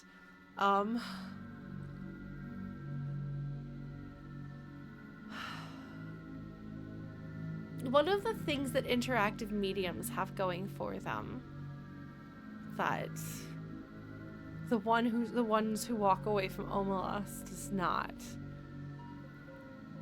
is that you're not complicit in what happens in Omelas. You are reading the story of the way this fictional world works. And yes, we can draw comparisons between the choice, to walk away from Omelas or the choice to remain in Omelas and real world circumstances in which people look the other way instead of addressing the consequences of the world in which they live. But at the end of the day, we are not responsible for what happens in Omelas, so we don't make that choice. We can ask ourselves, what would you do if you were there? And if you haven't read The Ones Who Walk Away from Omelas, my guess is you can probably find it to read for free. It is by Ursula K. Le Guin, arguably one of the greatest writers of the 20th century. There is a great body of work by her. But The Ones Who Walk Away from Omelas is a short story of hers, so I definitely recommend reading it if you're interested in this kind of a question. It was, I think, kind of groundbreaking and revolutionary at the time that it came out, and has consequently been included in a lot of greatest stories, anthologies. It's even broken outside of speculative fiction, which is saying something. But it is largely about if at the center of a good world, something terrible has to continue happening in order to enable that good world. Are you one of those who lives with it and accepts that this is the price that must be paid for a good world? Or are you one of those who cannot live with it and who turn and leave? And there are a number of writers who've actually written responses, stories that are responses to Omelas.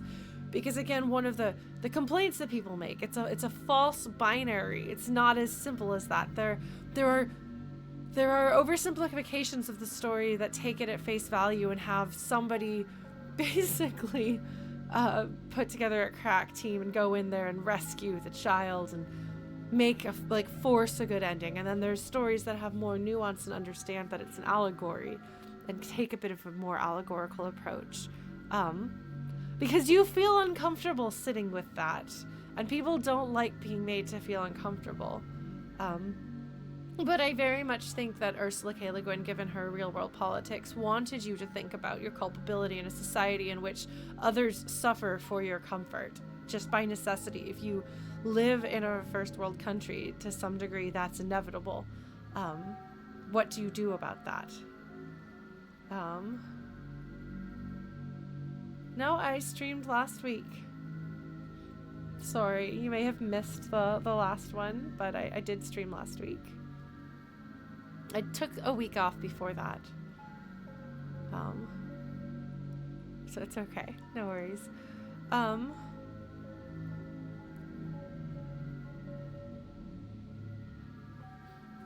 And then there's the visual novels. I streamed this game last Tuesday, didn't I? I can't think of why I wouldn't have. I'm pretty sure I did.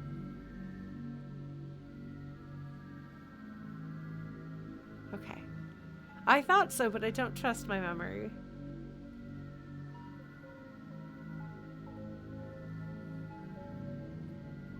So, visual novels seem to...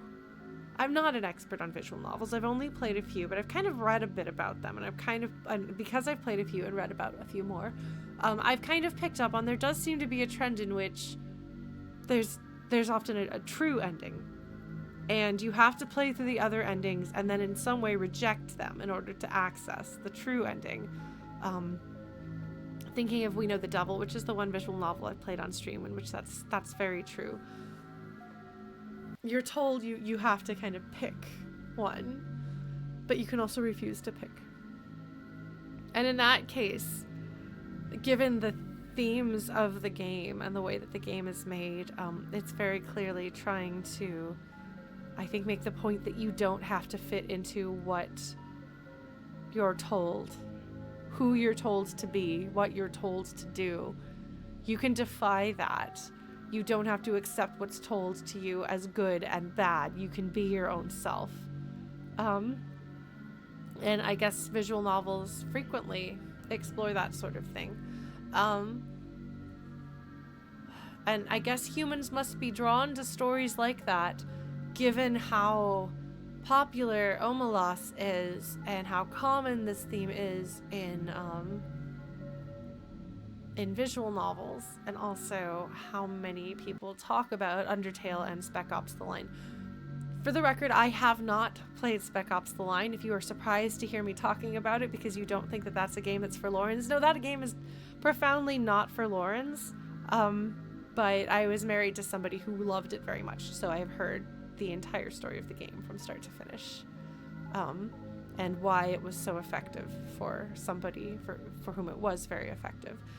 So I can talk to some degree about it without having played it, but not with the fluency of someone who has played it. And yeah, games in particular, and visual novels are included in this as well. Interactive mediums are about making choices. And so they are a natural fit for it.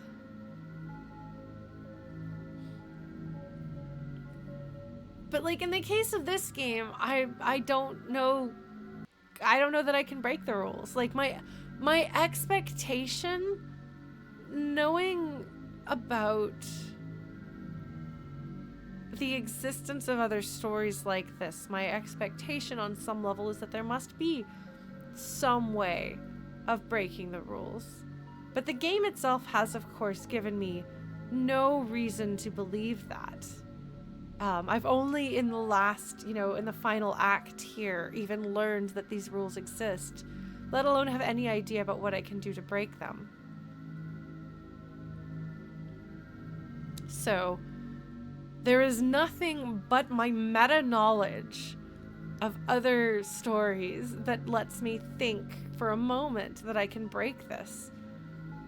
And it's very frustrating. It's very emotionally frustrating to be in the situation in which we are forced to make a choice. And I even having the knowledge that a lot of games do that, I do not have the knowledge that you can break that choice in one shot. Nothing in the game has told me that. For all I know, that doesn't exist. And playing this game, I'm very upset, actually, about this. Like, that's why I said I may not be the right player for this game. because I don't like feeling like that. And nobody likes feeling like that. Nobody likes feeling like you don't have a choice. And that you're forced to choose something bad. You know, and especially in a game like this where you can't just open your last save and undo what you've done. So I can tell you, prior to people in chat saying, you know, you can frequently break the rules in games like this, I could have very easily told you how this kind of experience differs for folks without that knowledge, because I assumed I wasn't going to be able to. This is why you should never talk about the ending of the game with somebody who's never played the game before. Generally speaking, it's inadvisable if they're trying to do a blind playthrough, and so I really do request people, unless I put on chat hat and specifically ask a question, to not talk to me about how the game works or what the emotional effect of the ending of the game is when I have not yet had the ending of the game. I know this game has been out for years, but I actually don't have any first-hand or even second-hand experience with how it ends. I know that there is a disconnect between a previous version of the game and then something else got patched in that changed something, perhaps the ending, but I don't even know what that is. If anyone has told me in the past 6 or 7 years, it has disappeared along with a lot of the rest of my memories. So unfortunately, I think that experience has just been ruined. And I'm not really sure what to do about that. But given that I don't think I'm going to be able to do the right thing anyway, and break things because I don't know how to do it, I think we're going to have to just deal with an unhappy ending. Because I would love to break this, and I would love to keep Niko safe, and I would love to have a good ending and feel catharsis from it, but I don't know how. And I have only kind of my gut and other people confirming, like hinting at it, to believe that that is how it's going to work. So, I'm really not sure what to do at this point, except just go ahead and get an ending and close the game. Which I don't really want to do, and I did really want to talk about the ending of this game, but I'm not sure there's a point. Basically, it's very frustrating and very uncomfortable, and we have, I think, an emotional resistance to being put in a position where you have no choice but to make a bad choice. And so a lot of times I think people who are stuck with feeling that way feel a sort of anger at being put in that position, which they put on the game, on the story, kind of like, how dare you do this? Something must be wrong with the way that you are telling this story to make me feel this way. And I'm not going to say that. And there are people who absolutely love Spec Ops: The Line and the fact that you have no choice in the matter, and it forces you to go through and play the game. If you continue to play the game, like if you don't just stop playing the game and walk away from it, you're going to have to deal with the consequences of that. And for some people, people are talking about visual novel. Yeah, no, I thought folks were talking about this game particularly. My apologies in that case. For me and for some other players, I think what's so frustrating about storytelling like that is that you don't have a choice in the matter, and you do have to feel the consequences. And for me, I'm going to feel the consequences so intensely that it feels unfair to be made to feel that bad for something I didn't choose to do. But for other people, I think that sort of thing is necessary in order to make them feel enough for it to really matter. For me, Undertale was really powerful because there is a choice, and you can make that choice. And if you make the wrong choice, there will be consequences. And you can't just say, well, but I want to do it that way, and not have consequences. You can't just say, but I want that. When the game says, if you do this, there's going to be consequences, and you're like, yeah, but I want to do that, but I don't want there to be consequences. The game, without cheating the game in some ways, you can't do that. And so the players I know who found that game frustrating and angering is they felt that the game called them out for wanting to have their cake and eat it too. And I wonder how much of that has to do with your emotional connection to games and your expectations for your role in gaming and I don't know. It's a thing I've wondered about a lot because I have a friend who gets just irate whenever Undertale comes up in conversation because he just resents so strongly that the game decided to say like, oh, you're gonna do that? All right, well, yeah, then you're stuck with that. You're stuck with those consequences. That's just how it is. And I'm like, well, the game told you that's what it was gonna do. And the rest of it's on you. I'm stalling. I'm stalling. And I don't know if any of that is, yeah.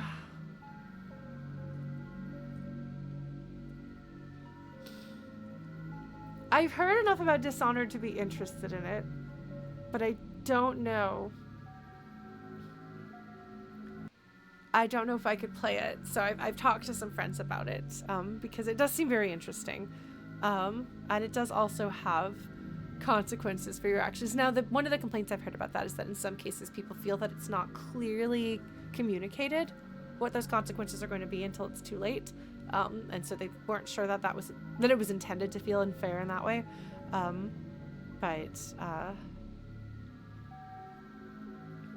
Yeah. So by talking about this, I'm providing myself with some emotional distance from the way that I was feeling when I walked in here. Because I was feeling pretty bad when I said I don't know if this is the game for me. I already feel perpetual guilt at my inability to help other people.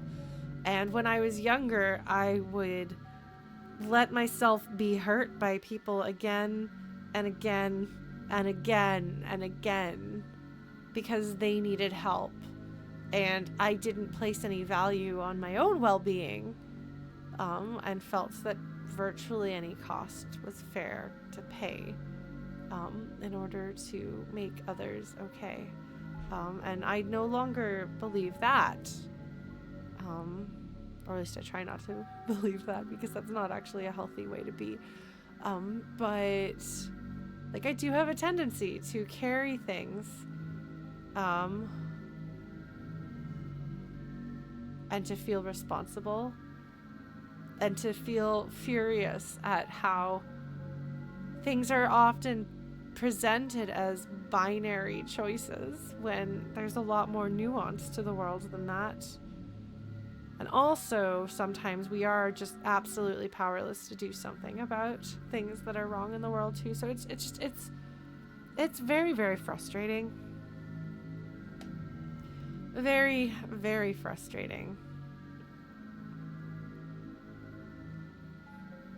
So I don't know.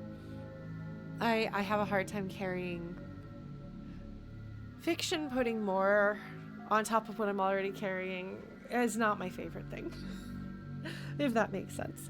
But I have kind of felt the entirety of this game that something's not right and it's going to have a downer of an ending. So like the characters are sweet and charming and colorful, but the world is just dying and everyone is talking about whether it would be better to have a quick death or a slow death. The music is ominous and unsettling. The repeated color scheme gives it a slightly claustrophobic feel.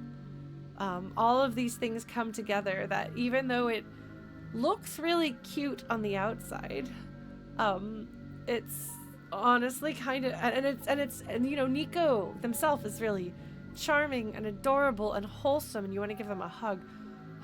But it's been a really uncomfortable game to play. Like I've been worried about playing this game while depressed, which is interesting because I don't know that that's an experience that I've heard other people talk about with it. So maybe that's just me. Maybe something's wrong with me. I don't know what else I can do here. No turning back now. I've told this kid. The thing is, when a person knows that you sacrificed a lot of other people to save them, if they are a person with empathy, they are going to feel the guilt of those consequences. And a lot of times I'm not sure they'd be able to live with that either. Because can you imagine knowing that a world was sacrificed to save you? Your one life, however long or short it will be, however much joy or misery you have in store for you, in exchange for the perpetuation of a people for all time. I don't think I could live with that. I mean, if it's like a partial loss, then you carry that weight and decide to live your life enough to be worth the sacrifice that others have made. I can think of a character in a book, which I won't say what that book is. Do not say if you know what book I'm talking about. You can nod and be like, yes, I know what book and what character you're talking about. That is an interesting way of doing it. But do not, because that is a spoiler for that book. But if that is the case, that others died for you to live, then you live the best damn life you can. Just as like on a slightly different level, sometimes people who receive a transplant from someone who has passed will say, I'm living for me and for them now. So I'd better live my life to the fullest. But if it's everything, if it's everything, like, I'm sorry, I don't think that your person is going to be okay with you sacrificing everything for them, because then eventually they'll be gone and there'll be nothing else, and it's their fault. Even if it's not their fault, they're going to feel like it's their fault. So I feel like Niko, I don't want to sacrifice Niko, but I also don't know if I can ask Niko to live with the weight of the world on their shoulders. Now, granted, maybe it'll feel like it's just a dream. The people here, a lot of them have resigned themselves to death. Maybe we might as well let it be over and done with. Put this world out of its misery and let Niko go on thinking, wow, what a dreadful dream I had. Mama, please make it okay. Except, of course, there's innocent children in this world as well. And it's hard to think of dooming the people who have hope and are trying to do the best they can in a dying world.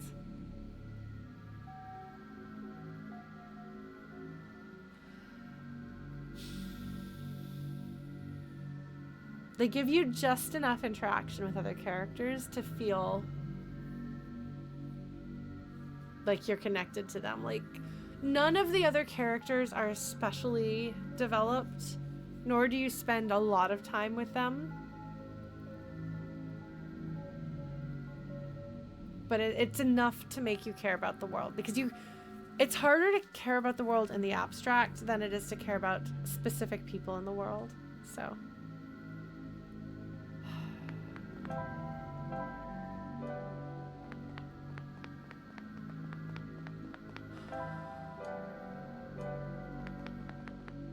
I should probably actually make a choice and then figure out what to do from here. I guess I am going to beat this game with things unfinished. You only get one shot.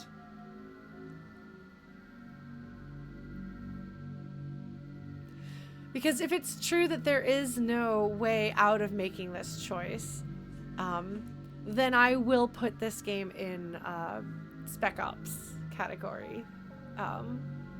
And assume that my friends who love it as much as they do have different things that they want to get out of a game. But I guess we'll see. So this is where the sun belongs. If I put the sun in here, we'll be able to save the world, right? But if I want to go home, I'll have to break it. Oh. Lauren? What should I do? What's the right thing to do?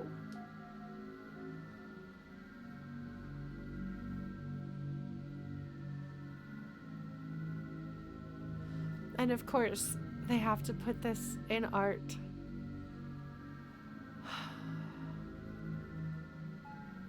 And show you that this child is looking right at you. So that you are aware that the consequence is yours. The responsibility for this is yours, and yours alone. I'm glad I'm not the only one stalling. The thing is, if Niko is truly able to put this aside and go on and lead a happy life in their world,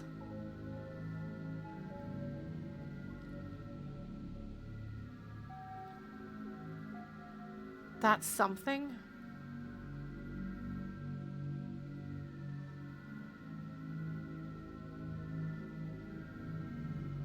But I don't know that they will. Like, this is the sort of experience that's going to shape them forever. And like, the people in this world feel artificial. Something about it feels not quite right. Like, it feels like this is somebody's created story. Not, I mean, obviously a person made this game, Lauren. So it is, but you know, like, it feels like the author has created this world and accidentally tamed it and gave it life. But it can't be sustained on its own. The author may be to blame, and the entity may be more sympathetic than we initially think. Because what the entity says is the only thing that matters is keeping Niko safe, which makes me think that the entity might have been a messiah like Niko.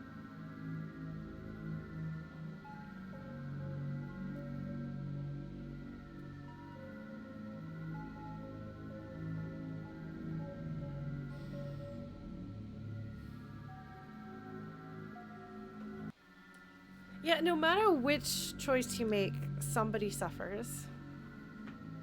And there is no good choice. And so then you ask yourself, is it more important to minimize the amount of suffering overall? Or is it more important to minimize the amount of suffering to those I care about?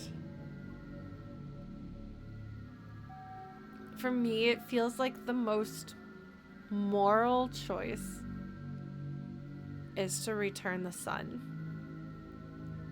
and do the least harm. But the fact that they've made Niko a small child who is dependent on you, and sweet and innocent and serious, and they take their responsibility seriously, and they want to do the right thing. So they are like truly the purest cinnamon roll child of cinnamon rolls. Makes this a much harder choice. Like, if this were a full-grown adult who had lived part of their life and was fully capable of making decisions too, that would be one thing. But it being a child makes it much harder. It is much harder to condemn a child. But I think I'm going to have to choose to return the sun. And I'm going to hate doing it because I love Niko the child.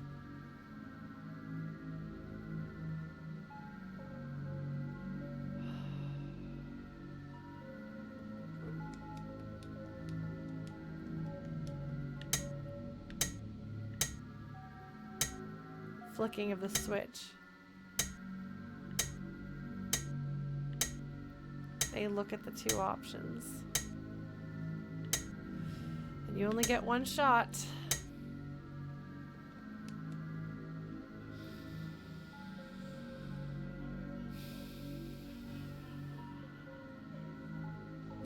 this game wants to be really cruel, they'll show Niko being miserable or dying or something like that. We'll see how cruel they are. Let us return the sun.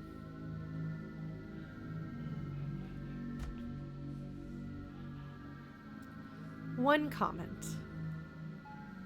This is frequently described as a charming game, and I've tried to describe it as a charming game despite the like overwhelming feeling of despair, loneliness, and depression. It's not actually a charming game. It is a game with charming moments and a charming character, but it's actually a really dark, sad little game with a very unpleasant and unhappy ending. That's not charming. It's really not. A charming little game is how everyone has described it. Everyone has described it as it's such a charming game. I don't know that it is. That's all right. It can still be a very powerful and affecting and moving game, and it can still be very, like, you know, meaningful and significant for people. But I wouldn't describe it as charming. I'm gonna pick an answer, and I'm gonna go with it, and we'll see what happens. You folks ready?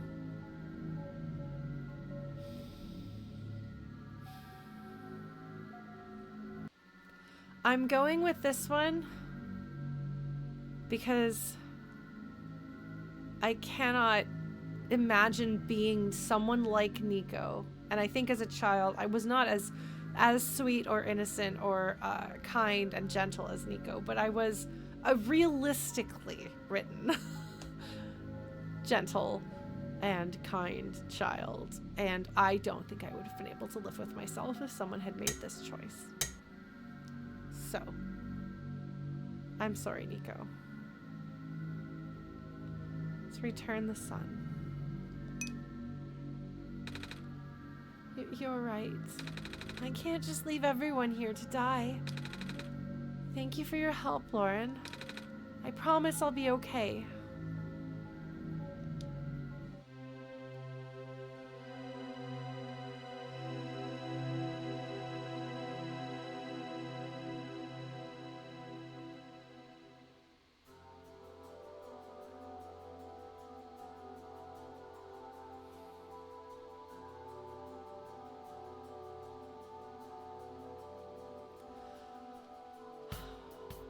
Oh, good, we get to see our friends be okay, at least.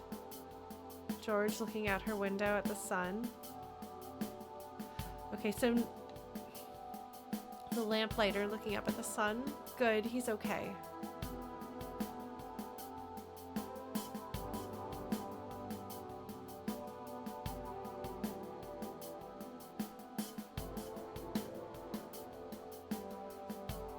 These are the people who would die if you made the other choice.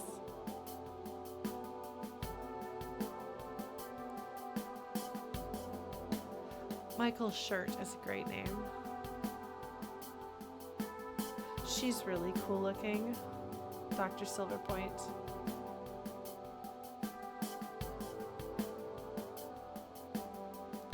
Okay, so this was a couple of different, or I guess 3 different people working on it and doing everything. There's ProfitBot.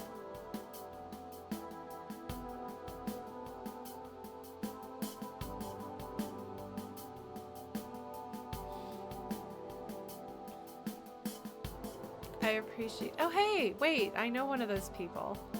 I was on a track of theirs. They made a cover of a song from this game and said I couldn't listen to it.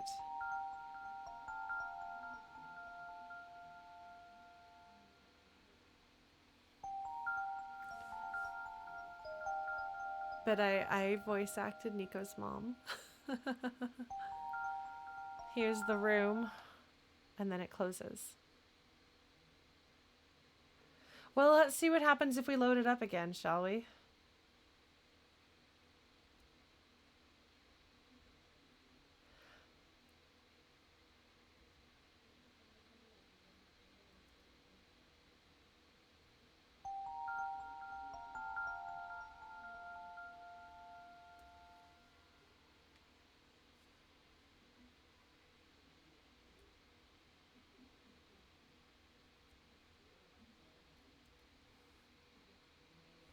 Okay.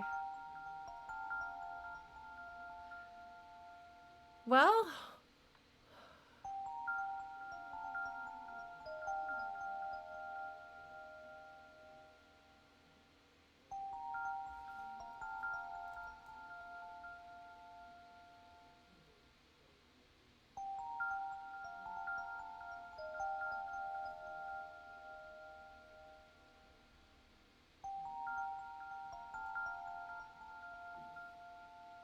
Yes, Niko is they, them.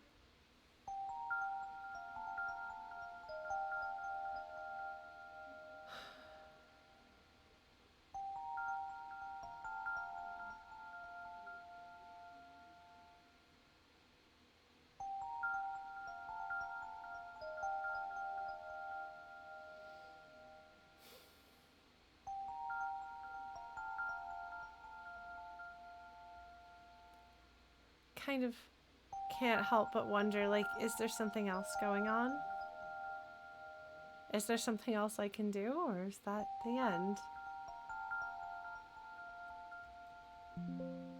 Sorry.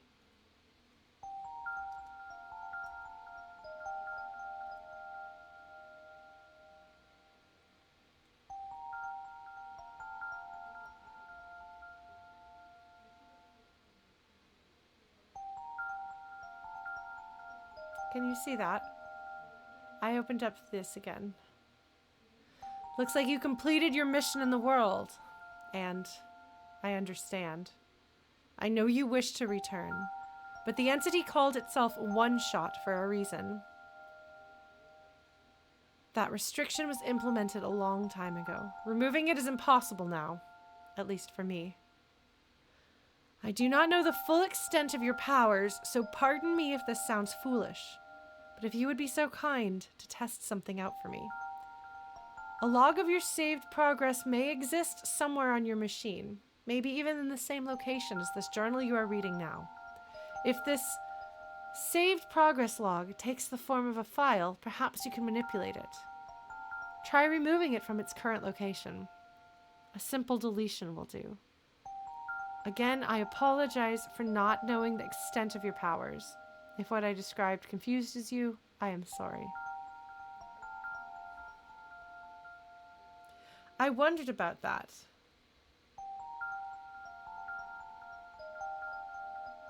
Because as you can see, save, progress, OneShot.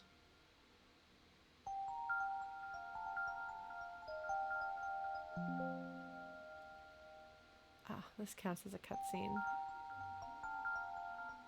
Well, we're gonna try that.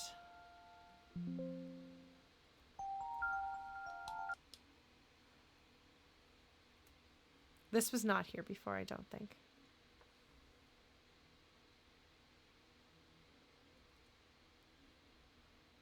We'll try this again, shall we? Everybody stretch. Arms over your head.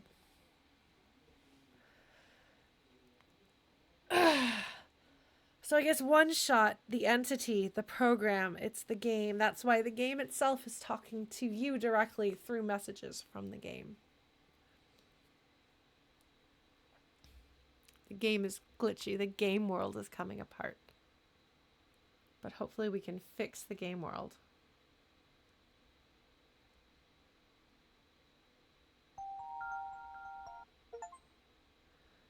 Return. What just happened? OneShot's not responding.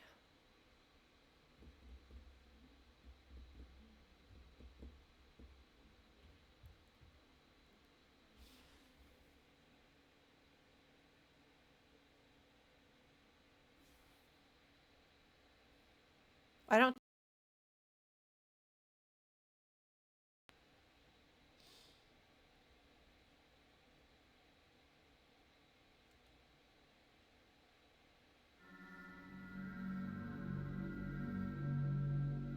There we go. The entity is angry, yes.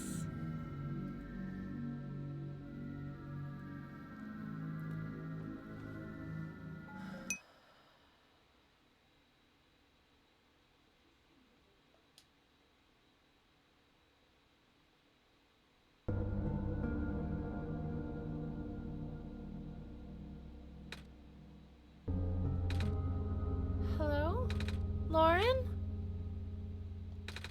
Wait, why did I say that word? Lauren. Why does that sound so familiar?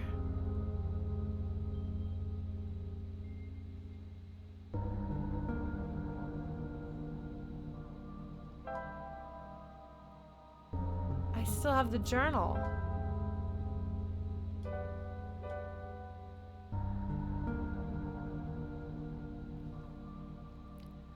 Hold on, we're gonna check and see.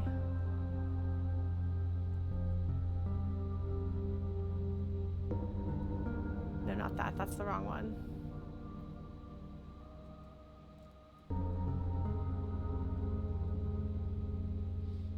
This hasn't changed.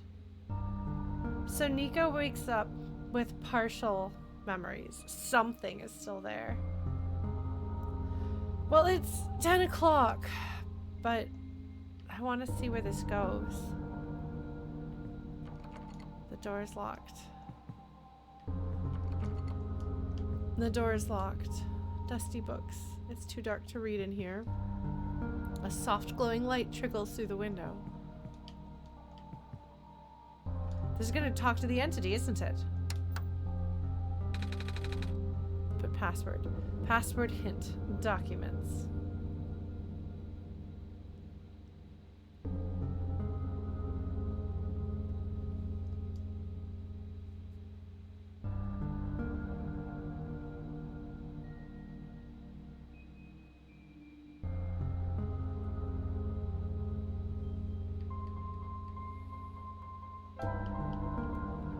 I don't know.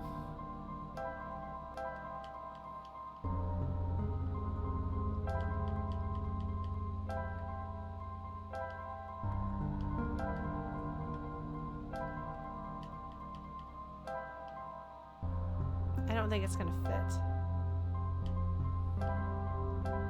Yeah.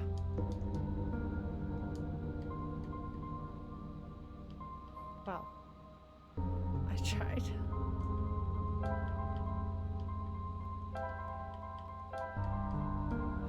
Ah!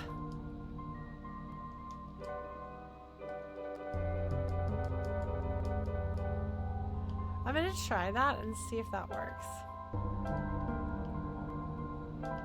Because there's just enough letters for it.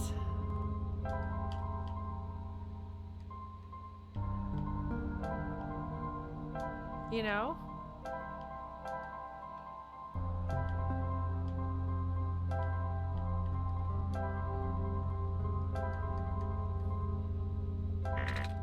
Access denied. Shockingly. Password hint documents.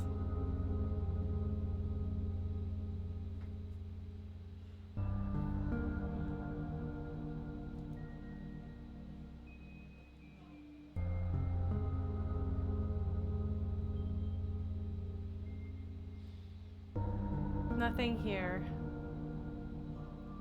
Some features and capabilities. Don't be alarmed. It's all part of the game.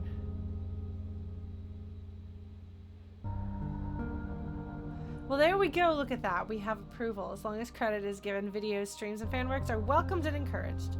All right. Well, I'm glad that we're not breaking their rules. What are my documents? Clover?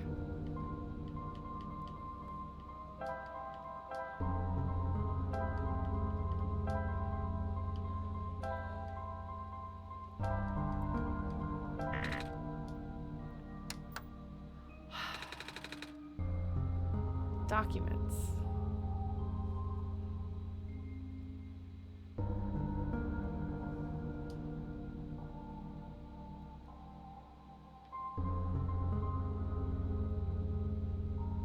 I don't know.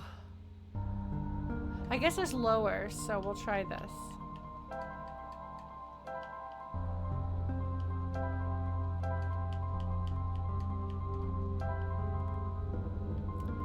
This is maybe a silly thing to be on, but I'm convinced this is it. It may very well not be.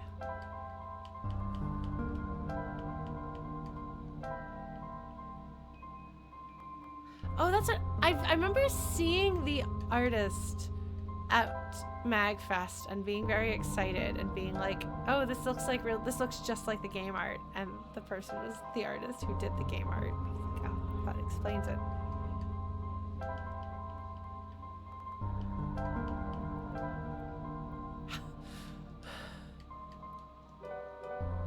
I can type. I can spell.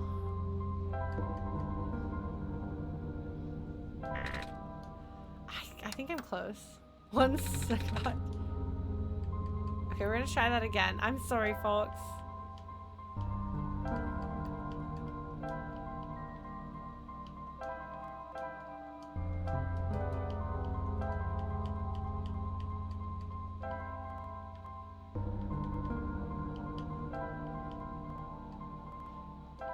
I'm sorry this is so slow. But so it's clear that there is...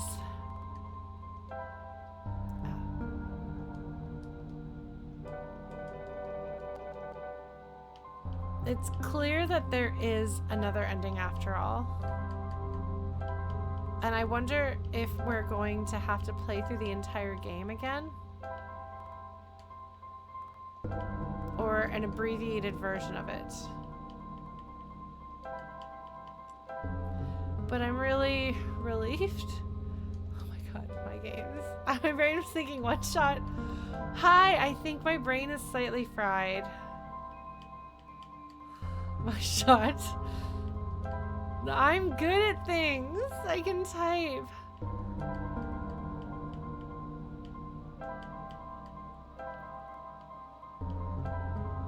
Big shot, yes.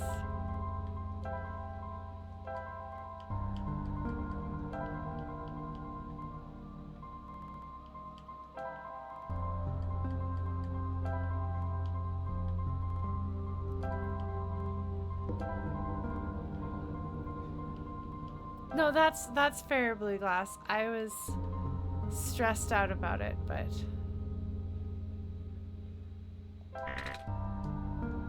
I'm gonna try again.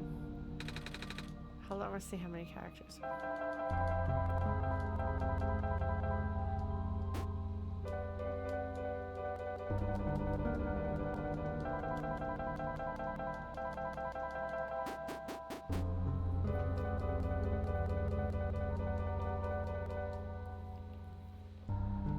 It's just...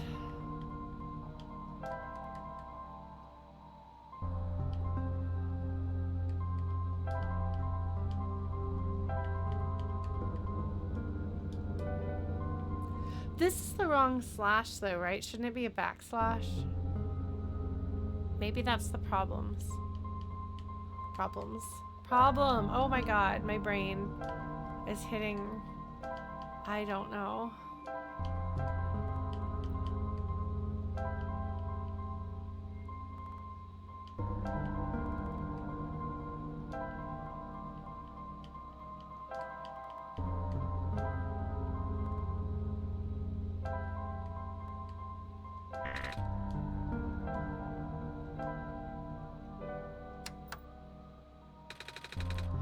I don't know.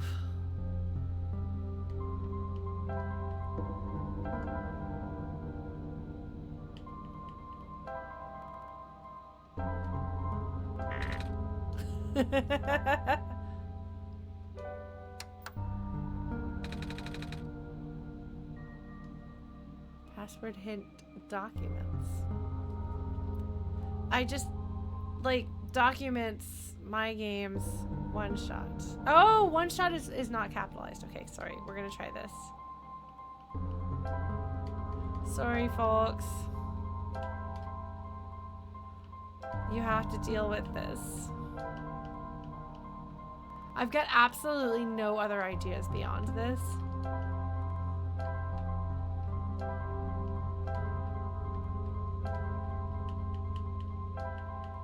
The fact that they have upper and lowercase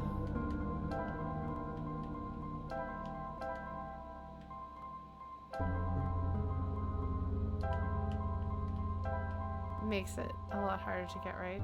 I'm glad that Spoiler Shot is enjoying my suffering. Because I sure I'm not sure what else I'm supposed to do.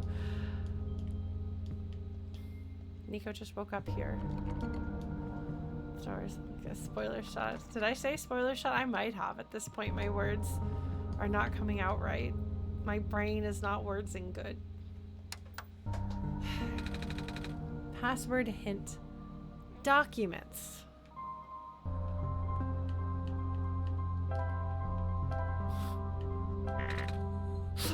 I don't know.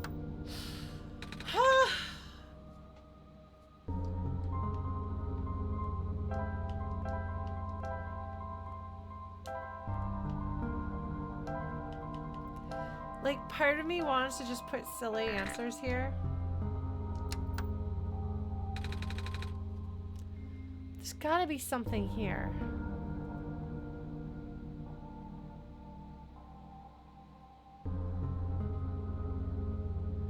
Okay, that doesn't seem to be working.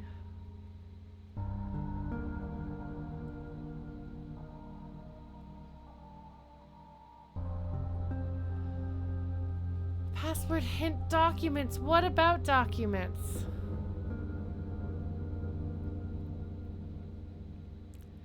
I don't have any idea.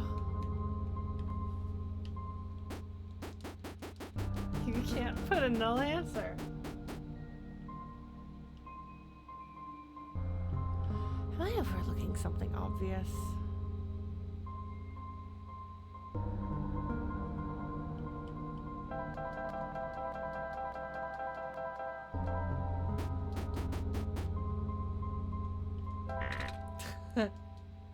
All right.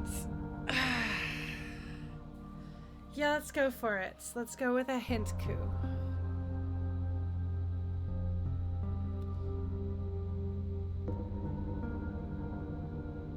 Did I try lowercase spaces? That's true, Nick Buntline. I did not lowercase my space.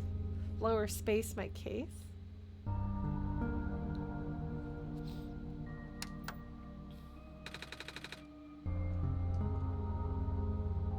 I tried -0. What if I get the square root of...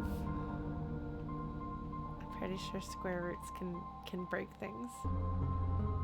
I don't really remember square rooting, but...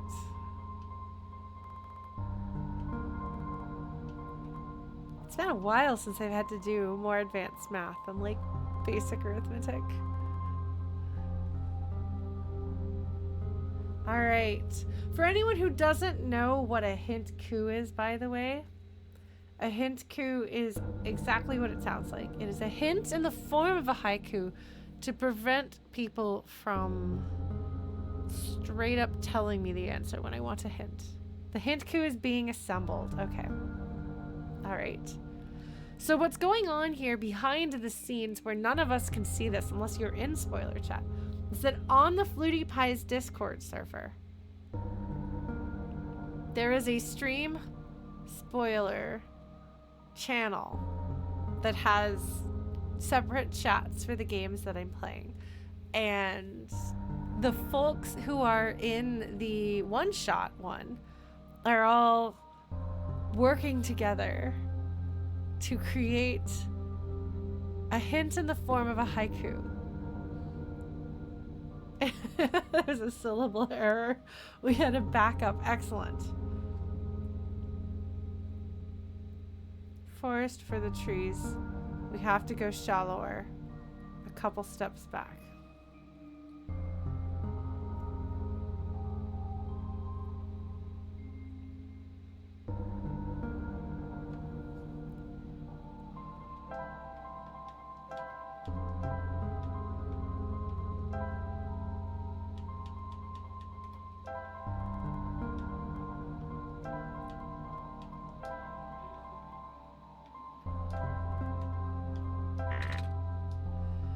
Okay.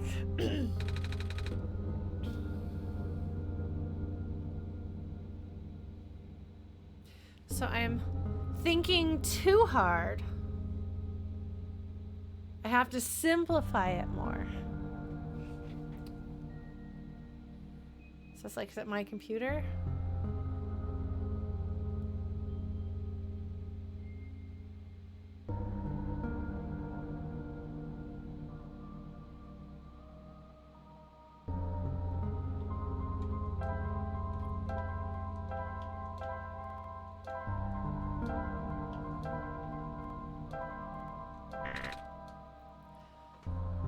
there's just something fundamentally that I'm failing to grasp.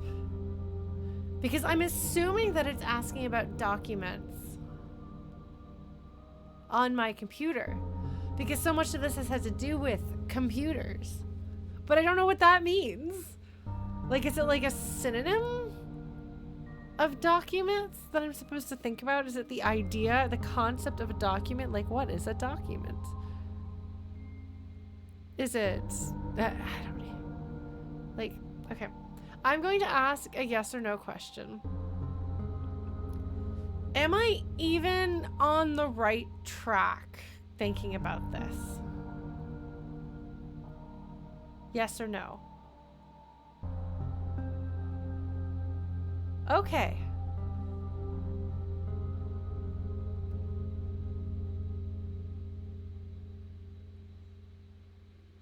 Hold on. I'm going to bring it over here.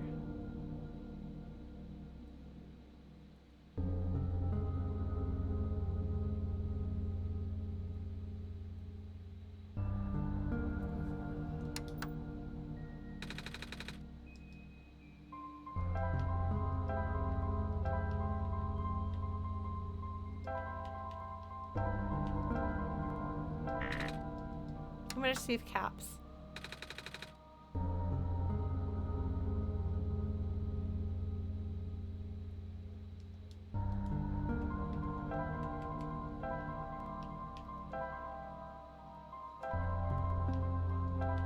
And yes, my computer is named not Lauren, but my next computer that I will be getting is called, well, it will be called something else. It'll probably just be called Lauren. Yes, it'll be not Lauren.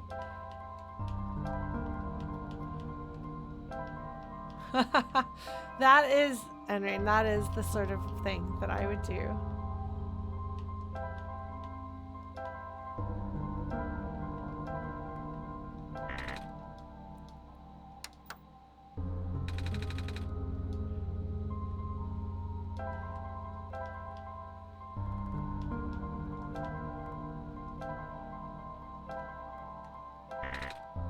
Lawrence. Oh, I like that. Man.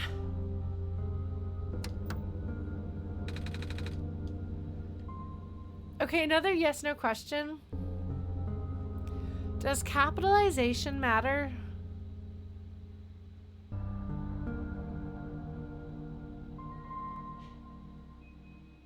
Okay.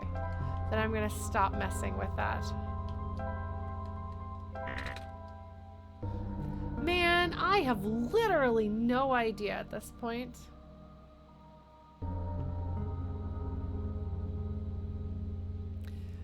It can't be a thing that's specific to my computer, though, because I don't think it has the ability to do something from my computer or to be my name. I think this is going to have to be a ready-made.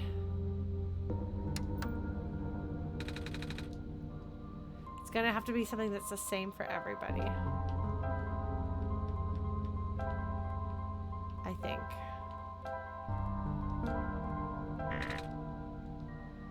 Man. I honestly think I'm gonna need a more intrusive hint coup because I have literally no idea. And at this point I might as well just shut it down and try again next week.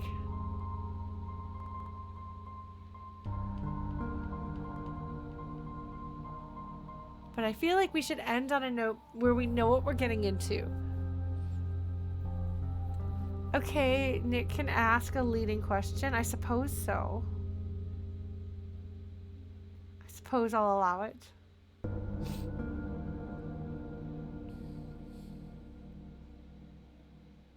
Documents.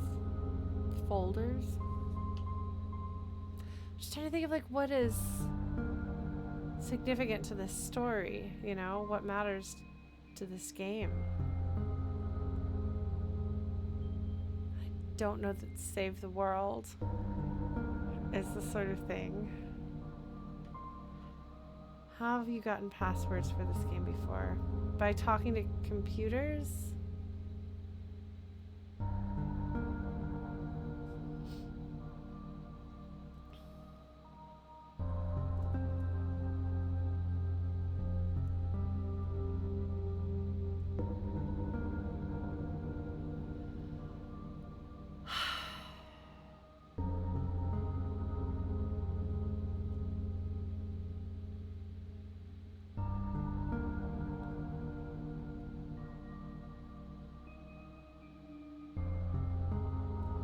Okay, so like... Here we go.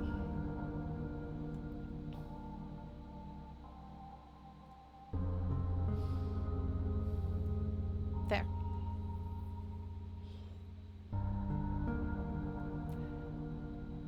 There's some OneShot passwords in the documents folder.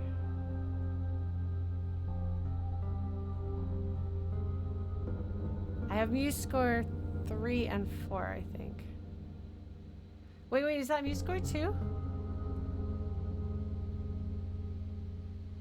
Oh gosh. I don't even know.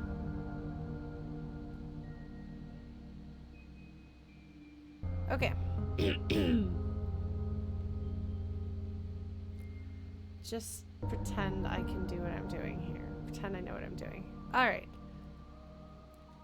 It looks like you were able to remove the restriction. In that case, you are ready to continue. The necessary preparations are already in place. This session might run a very different course depending on your actions. If you can recognize my symbol, you will know what you should do. I confess it will be risky.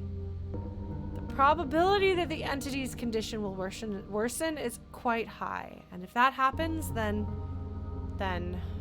so we've got SO.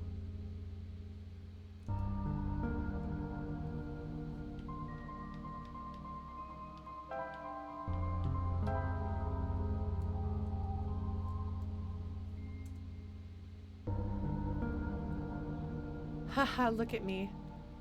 Asking you for favors only to become so apprehensive once you agreed. I understand if you wish to leave.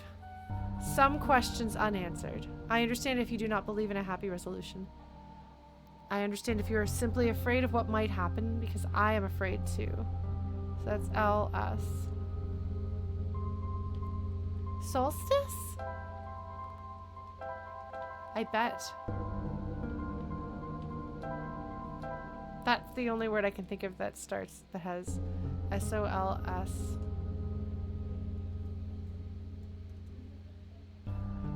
If you enjoy the world as is, if you are satisfied with the story as is, if you do not really want to see anything change for better or for worse, then pretend you never saw this. Carry the session as you normally would. Do not use my journal for anything other than what you were already familiar with. This option will always remain for you, though.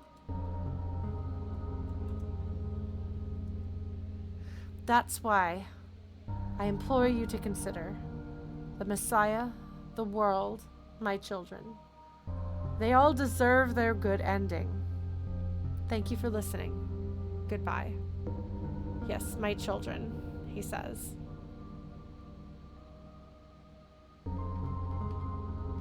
Solstice, that is related to the sun. Hi, Jessie Squirrel, by the way. Thank you for subscribing. Access granted.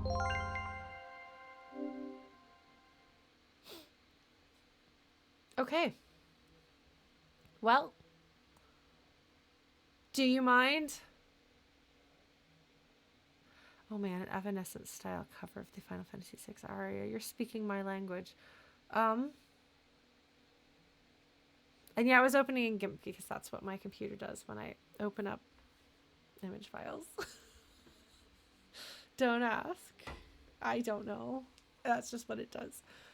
All right. We're going to do a little bit of this. And then I guess we're probably going to have to finish it next week. But I think we can manage that. Okay. ... You found me. Why? You're already too late. Not much of the world remains. This will be apparent once you go outside. Oh, I bet all those shortcuts I noticed. This place was never worth saving. Do you still want to try? Then remember this. Your actions here will affect Niko. Your mission, in quotes, is to help Niko leave. And most importantly, no, this does not feel right at all. Have we already been through this, Lauren? But that should be impossible. You only had one shot. I wasn't supposed to exist after that. Niko hears the sound of a door unlocking. Lauren? That sounds so familiar.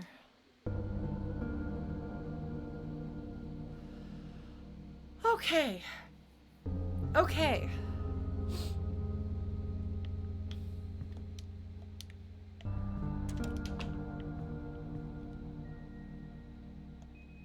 A withered plant sits here stiff and dry.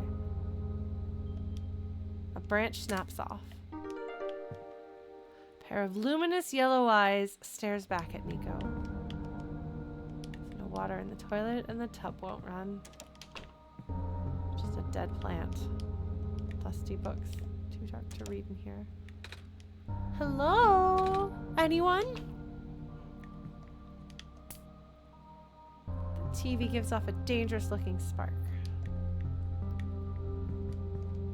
The wood in the fireplace looks like it was never used. Perhaps it could be lit.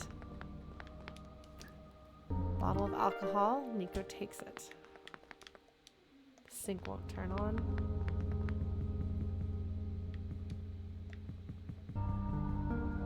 Can we, is there gonna be a title screen?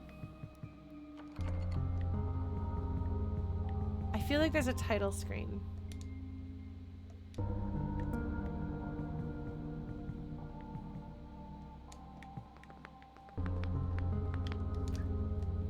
No title screen? Oh. Okay. Because if that's the case, I suppose I ought to leave off here before I get in too much deeper and see what's gone horribly, horribly wrong.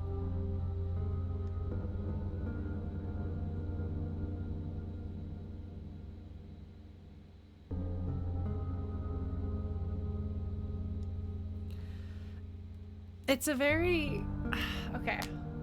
Well, I'm very glad that there is, in fact, a better ending. It's just, it's really strange because it is this very, very dark feeling game. And people, a lot of times when people say dark, they mean like violent or horrific. That's usually what people mean by dark. But a lot of times the atmosphere is what makes something dark. And both of those kinds of content tend to, not always, coexist with a darker atmosphere. I mean, you can also have things that have both of those without being dark atmospherically. But this game is, like, for all that Niko is really cute and charming and lovable and wonderful, and I've been describing things as like, oh, it's such a charming, like, even like my subject, my header title for this stream is that it's a charming little game. I've just been feeling the whole time I've been playing this game, I've been wondering if I'm doing something wrong or if there's something wrong with me that makes me feel different about this game than everyone else I know. Because I like want to turn the music down because it's gonna make me feel really depressed and bad if I listen to it. And I keep feeling sad and worried, and then at the end it's like, do you want to kill a child or a planet? Good night, Whooper. Yeah, I'll be shutting down shortly too. And I think it's like, you probably can't tell people, by the way, the ending is going to make you make a hard choice without spoiling things that I don't want to be spoiled on. But it does kind of make me wonder. I don't know. I'm looking forward to diving back in and trying to do things right, because I kept feeling like there were things that I couldn't do or that I was doing wrong. And I'm hoping that if I can do like a proper playthrough, if I can do it right. Now the pressure will be on. I wonder if that's part of why, like, I kept feeling like there was something undone. And then I would put the hat on and be like, all right, chat, is it okay to leave? And they're like, you've done all you can do for now. Because it doesn't matter. On some level, it really doesn't matter. Because you can't get the good ending on your first on your first playthrough.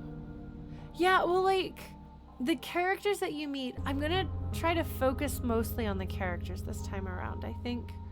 Because, like, now, like, I know what the world is, and I know what the story is doing. So I want to focus on getting to know the characters and being happy to see my friends again. Because this game does do that. And they honestly feel almost out of place with how dark and decrepit the game is. Like, the game is a dark, jaggedy, broken downer of sorts. But it has these sweet, colorful, loving, playful characters who belong in a much brighter game. And I think that's kind of the point. Like, I think that's kind of what OneShot is doing. And I'll talk about this probably at the start of next stream because folks are going to bed now. But I think if OneShot is OneShot the game, created by a person who made a game and accidentally brought it to life, then I think the game that OneShot was when the author first made it must have been a brighter, more cheerful game. And that's why the characters feel that way. Not just a happy ending, but just it feels like the whole world is not as it should be. It feels like it should be this kind of quirky, charming, goofy thing. But it's been trying to get by as it falls apart bit by bit. And that's the thing I want to talk about next stream, because I am way over and should probably shut down so I can maybe take a walk, stretch my legs, finish my set list for my virtual concert, which is going to be on Sunday. So check that out. And I will post about that on all the social medias. So yeah, hopefully you'll enjoy that. There'll be a couple of songs that I haven't performed live before. Thank you. I think I will enjoy the rest of the game. It's just oh man. Hey, I sing on the Earthbound USA soundtrack. I'm very excited about that. So it's a track that Robbie Benson said was inspired by spaghetti western music. It didn't sound exactly like that. It sounded like his own take on it to me. But yeah, Sophie's yelling at my door, so I should let her in. Thank you all so much. I'll let you know about the concert on Sunday, and I'll keep you posted. My roommate's out of town, so maybe I will actually do some streams that I've been talking about. Yeah. Take care of yourselves. Be good, okay? And thank you for caring about me and reassuring me that I'm not the only one that felt that way about the ending of this game. Take care, and I will see you next week when we will maybe beat this game, maybe. Good night.